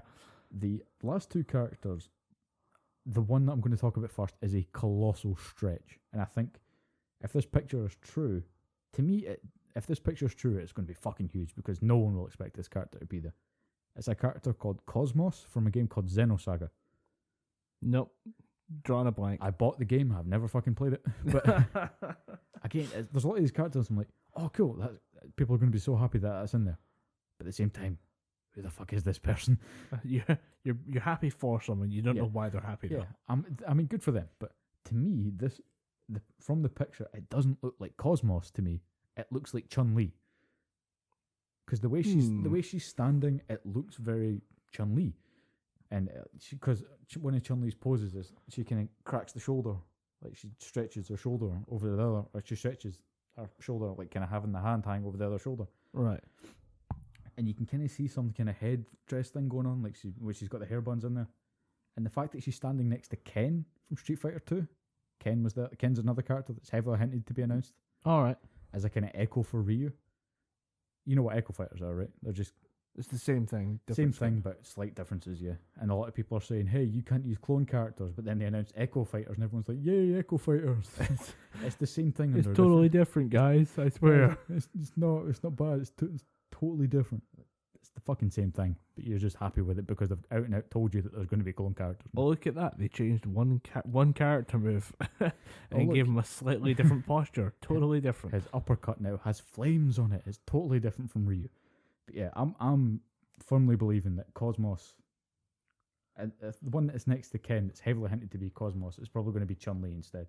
Right. Because Smash Bros is fairly light on the females, and people would be pretty okay if it was Chun-Li in there. I'd be okay with it being Chun-Li in there. I don't think anyone would complain. No, because it's another unique moveset, another unique character. It bolsters the females in the game. Yeah. No one's going to get pissed off. And it's a legendary character as well. Although we will now It's- find the old person. Hey, I wanted Cosmo. Come on, Yeah, where's what is Cosmo? Like, no one played Cell Saga. That's why you can't find it in this country. And if you do find it, it will be £3. Because that's all I paid for my copy. That's a very cheap game. Yep, no one fucking played it. So why would the character? Never mind. I think you'll find. I think you'll be right on the money with Chun-Li there. Yeah, I mean, I personally would prefer Chun-Li because I think gaming as a whole would prefer Chun-Li. I mean, she's the first lady fighting. She was the first female fighting game character to ever exist. That's a good title. The First Lady of Fighting. The first lady fighting. Yeah, That's a good one. she's earned it, man. She's been in. Oh yeah. I mean, she's a good character. It's another chance to have a unique moveset. Cosmos, she'd be more guns and swords. And I think in a game like Smash Bros, there's enough sword wielders and magic wielders that you just need Chun-Li to come in there and do some fast lightning leg kicks and maybe throw the odd fireball. Whatever happened to just punching people in the face, Dom? Whatever happened to it? It got boring. It got boring. That's why Tekken sucks and Street Fighter's better. Fight me. I would, but I don't give a shit. I wasn't challenging you because I know you don't give a shit. But I'm challenging the internet, bitch. Someone out there is like, he's wrong. I will tell him. I should tell him at Dom underscore. I will get this right one day. At Dom underscore Dom Anderson 25. Yeah, there we go. On the Twitters. On Twitters. I won't check your message because I'm never on fucking Twitter nowadays. But Oh. no, I'm only kidding. I'm pulling your piss. I probably will check it because I'm on Twitter quite frequently. Just to check the recent goings on and. I've got into the habit of using that, like the search one, where it's like, oh, what's the moments thing is kind of garbage, Yeah. but the search one of like what's actually trending in your area can be pretty useful, except for when it tells me that there's a royal wedding or some shit. Yeah, or Meghan Markle's having a baby. Oh, they're look at them. They're having a good time in like Tonga or whatever. People you know, were like, saying, oh no shit, she's a fucking royal family member. It's like, oh look, is it Harry? Harry, yeah. Yeah. Prince Harry knocked up his beautiful wife. How long did it take him to do that? It's just, dude, you've seen Meghan Markle. I wouldn't even wait till the ceremony. Woman, right? I wouldn't even wait till the ceremony's over. I'd be like, hurry this up, priest, I'm making a baby. He's done well for a ginger. We'll give him that. Yeah. So now that we've probably banned ourselves from getting to the royal weddings, I think it's time for the showstopper. Is it? Let's do this. I'm excited. So you and I grew up in the age of the internet chat room, right? AI Messenger was my thing. MSN was my thing. No, that's MSN, sorry. Right. That's the American version of that, and I don't know why I refer to the American version of it when we all used MSN chat rooms. We also call a mobile phone a cell phone, so. Yeah, I get very American sometimes. I don't know why I do that. But just, I guess I've been infected or something. Yes. Contaminated. You've got that yank. Actually, probably most of the yank comes from friends I made during the Messenger days. Friends that have lasted my lifetime so far. But what is the number one danger in a chat room for a young kid? Yeah, probably perverts. People masquerading as other people. What if I told you today's story was almost the opposite of that? A pervert was chased by a child. Give me your... I'm going to shag you this time. Pedophile, this motherfucker. Pedophile, this motherfucker. Close second for the episode title, ladies and gentlemen. I think we can get away with calling it pedophile, this motherfucker. So in 2004... That's an action movie title. Pedophile, this motherfucker. Samuel L. Jackson is a CGI baby. It's just a white baby with Samuel L. Jackson's face. Pedophile, this motherfucker. I know it should be, you know, what is it? See, you got candy one more fucking time. What does my nose look like? I was thinking about the, it's a cop movie, but it was like a comedy one, and it had The Rock and Samuel L. Jackson as the other guys. The other guys.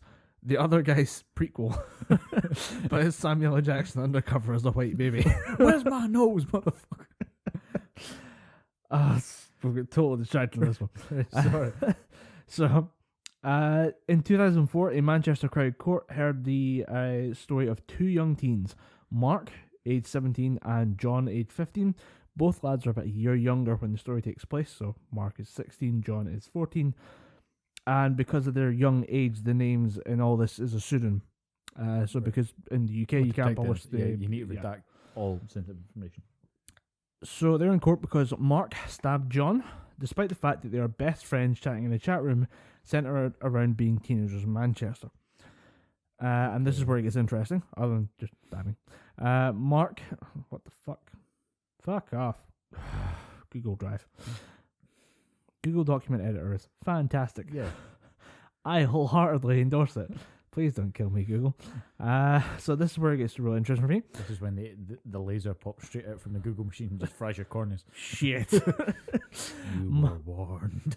You were warned, Colin. It just pops up with the red text. You were warned, fucker. It's just, I heard that, Colin. Like some kind of HAL 9000.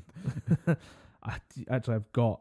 Yeah, that's yeah. right. So I have that, and I have The Shining to watch. I've got the Shining's time a off, good movie, but and I sit down and Justin Kubrick. So for me, this is where it gets interesting. Mark originally met John when he was pretending to be a 16-year-old girl. So he's a 14-year-old pretending to be a 16-year-old girl. After a few days of chatting, John was introduced as the 16-year-old's stepbrother. So he introduces himself. okay, so he's a dude playing another dude dressed as a black man. He's Samuel L. Jackson in That Baby Thing. No, but so it's Mark. I can't remember the name of the girl that used in the story. I think it's like Sarah or something like that. Yeah. Actually, it might be Sarah. Mark meets Sarah, who is John, and they chat for a bit, and then John is introduced as Sarah's stepbrother. Okay. So the three, I'm using air quotes there, of them keep chatting for a few weeks before the introduction of Stuart, who claimed he was a gay stalker. He kidnaps Sarah and says that if Mark doesn't send him videos of him masturbating, he would kill the girl. Mark actually does jerk off on video and then send the file to Stuart. Stuart, however, claims that he had actually raped Sarah and killed her. Slit her throat from ear to ear, Okay. and dumped the body where no one would ever find it. So Stuart, is he another creation of this? Stuart is also John. Stuart is also John, right? Stuart is Okay. also John. So here we go. He's managed to kill off himself as Sarah, and then obviously as Stuart, he disappears because he's got what he wants, i.e. the video of him jerking off. Stuart then disappears, leaving John and Mark a bit. And Mark, the 14-year-old, helps John, the 16-year-old, get over the loss of the girlfriend. Okay. And keep reiterating who people are, how old they are, just because it gets really interwoven. Like, we're already one layer in. Okay. One One layer of 1,000. One layer of what the fuck. So, John and Mark get through the loss of the girlfriend. And this is where we introduce Janet. And she's just who? Janet. Janet. Janet. Yes. And Okay. I've just lost my place because Google document. Don't anger the Google machine, Colin.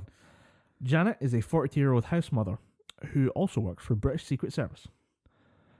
Janet convinces Mark that John is one of the most important people on the planet because he has access to a secret vault which has tons of the world's gold supply. It's actually, this facility is supposed to be a kind of counterweight used in global politics to help kind of keep things stable. So the vault has some political affiliation, and that basically Mark is one of the few people who has access to it. Right. Somehow. He's a 14-year-old from Manchester. His uncle works in Nintendo. Yeah. He works at Xbox. He can buy your account. So she says that Janet wants to hire Mark as a secret agent Okay. to help protect John. Right. But he'll need to prove himself first.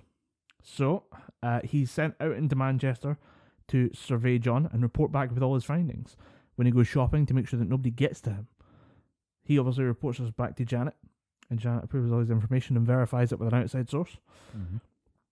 At one point, he actually goes to John's school to get him out of class for a fake dentist appointment by posing as an older relative on the idea that there would be a hit placed on John. So Mark goes to his school, gets him out of his class, and they go hide out somewhere for a bit and just hang out and lay low for a little while until the coast is clear. He then gives John a blowjob. What?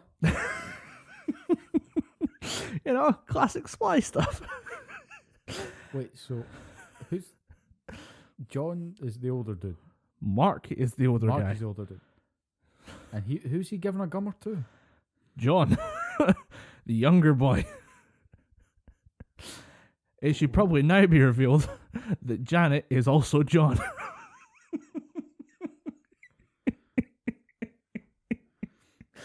Do you see why I had to write all this out? Yeah, I can see why you had to type this shit out. Yeah. You gotta make your own sense of it. Sense? I think sense is going out the fucking window. So this is where you start to feel sorry for Mark. Because somehow John convinced him that giving a blowjob John convinced Mark that giving him a blowjob would somehow solve an issue in national security.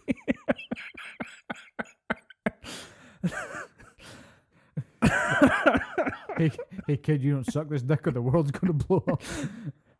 Mr. President, I have one request for you. If you don't suck my dick, the whole world is going to explode. He proved he was worthy. He sucked my At which, if that line ever gets uttered in your presence, you're allowed to officially stop whatever porno you're shooting and ask for a rewrite on the script. Yeah. Oh, dude, who let Crazy Ivan loose with the pens? He's made a dumb right again. Oh, fuck. I mean, since we're about 2 layers deep here, I think there's more to it. Yeah. So that was the comedic punchline for this whole thing. It's fantastic. So it's been noted by everyone who's even looked at the case files for this thing that Mark is not the brightest lad. Yeah. Somehow able to be convinced that a blowjob will save the nation. But I think the idea roughly behind it was that somehow if they managed to discredit John as being gay, it would help out somehow. The whole explanation is bollocks. So to cut the short short, Mark's last message from Janet was that he needs to kill John. Because John has a brain tumour, he's going to die. But if they make it look like an accident, or make it look like an attack, it'll save national security somehow. Again, seriously, the guy fell for the blowjob thing, why would he not fall for stabbing his friend? Yeah. He had to take him into a specific alleyway, while it's not being seen by any cameras that were in the area, because Janet's Secret Service contacts knew about the cameras. And he had to stab John. Camera nearby shows that they're all going into the alleyway. 25 minutes for the police to arrive, so Mark and John go in. Mark stabs John twice and lays him on the ground. He whispers, "I love you," as he lays him down. The fuck? And then he freaks out, because he just stabbed his best friend. Okay. Police get there, and they're told that the guy who did this is in his 20s. He was wearing a hoodie and a green baseball cap. 10 days of reviewing footage and investigating later, they find that there is nobody who matches that description in the town. So they start to think, what actually happened here? And they start to think about the 2 boys who were in the alleyway alone when one of them was stabbed. This is where a woman by the name of Sally Hogg comes in. And she is an analyst for like criminal intelligence, who is asked to go through the 68,000 lines of text that have gone between the 2 in the 6 weeks that this has taken place. Jesus. So again, that was a little note of like, wait, this whole thing took 6... This is like Game of Thrones level shit, but just crammed into 5 minutes worth of... She noticed that there was she noticed something that makes her suspect that all these characters were John. The characters had all at one point or another misspelt maybe is M-Y-B-Y-E.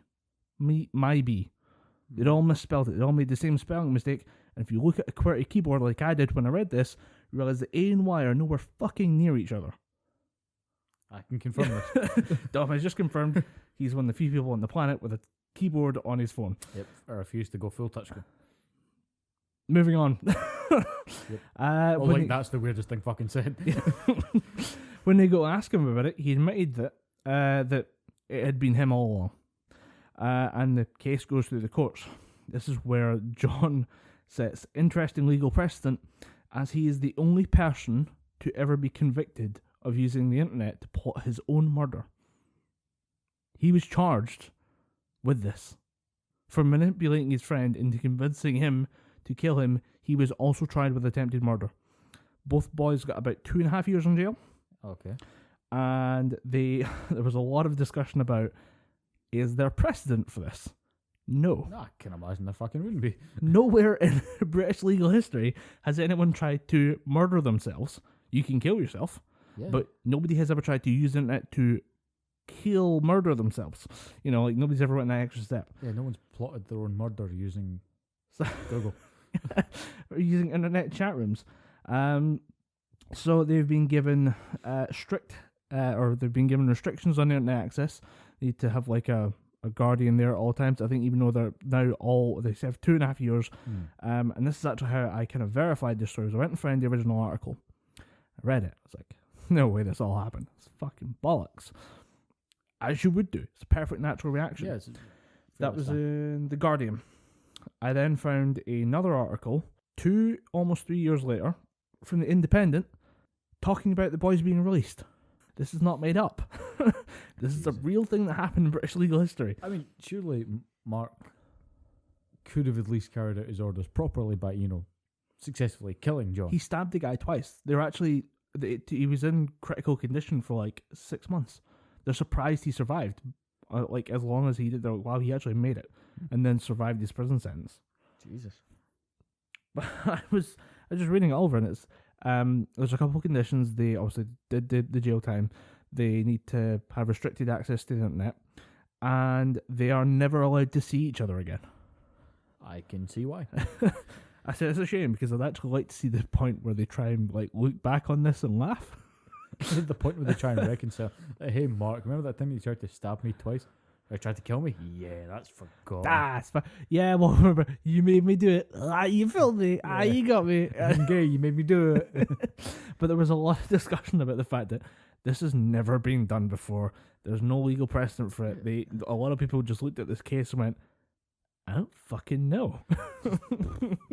Surely that just gives the judge carte blanche to go, fuck it. There's no precedent for me. There's no precedent for me to go against. I can just do this on me. But yeah, I'm gonna really quickly. There was, as well as this, I found a quick 40-minute documentary on it that was, let's just say subpar. It was like, do you remember the Channel 4 documentaries? Like the really weird ones about people with like really fucked up faces and broken bones and weird shit going on. Prelude to Vice type articles. Yeah. It was on that level. The documentary was really fucking weird. Yeah. But just the weirdest fucking story I've ever heard. So yeah. Yeah, fuck. Definitely a showstopper. Any thoughts? Any thoughts? Right, what kind of level of Machiavellian type of child are we dealing with when he thinks, right, I'm going to play all these different characters and I'm not going to get caught. I'm going to get this guy to give me a gummer. I'm going to get this guy to suck my dick, and I'm going to get him to kill me. Well, one of the things that came from one of the solicitors in the case was that it was a perfect storm of the age difference. Well, was one key thing I kept pointing out there was that the kid who was 14 was more savvy and manipulative than the 16-year-old who was way more naive and gullible. Yeah. And it goes on and on and on. And it's a lot of people just looking at this case and just shrug. I don't know. What are we supposed to do here? Charge them both with attempted murder. I mean, I think they both need to learn a lesson out of this. John needs to learn that you can't fuck with people like that. Mark needs to learn some harsh truths. And you don't just blow people because they say I'm the key to the future. Don't worry. If you just give me this blowjob, I'll solve all the global conflicts real quick. You ever think? Okay, that's something that you think Donald Trump would use as a pickup line? Just like, hey, baby, you suck this dick, I'll solve all the war.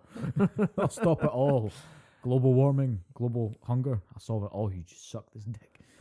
I think I'll close out on the remarks from John where he said, during his 2 years of, he's given therapy throughout the whole course because he tried to kill himself the most convoluted way possible. Yeah. He said, looking back on it, upon reflection of my youth, I may have had all those halcyon days of youth where I made a man kill me, but before he did this, I made him suck my penis. I may have had some feelings for Mark. You may have had some feelings for Mark. So and that's why the Gibberpish podcast, you can tweet us at Gibberpish, and we'd like to remind you to just have a fucking conversation with people before manipulating them into giving you blowjobs and stabbing you. Yeah. Fuck. How can they reach us if they want to talk about this fucking monumental story? Try at gibberpish on Twitter. I'm at Aaron Lord Mad. You are Dom Anderson 25. And you can email us if you'd like to gibberpishpodcast at gmail.com. Okay, and we will see you next time. Yeah, maybe. I don't know. I'm not the same now. I'm gonna have to top that now. Fuck. Yeah, you went. I too should have high. saved that.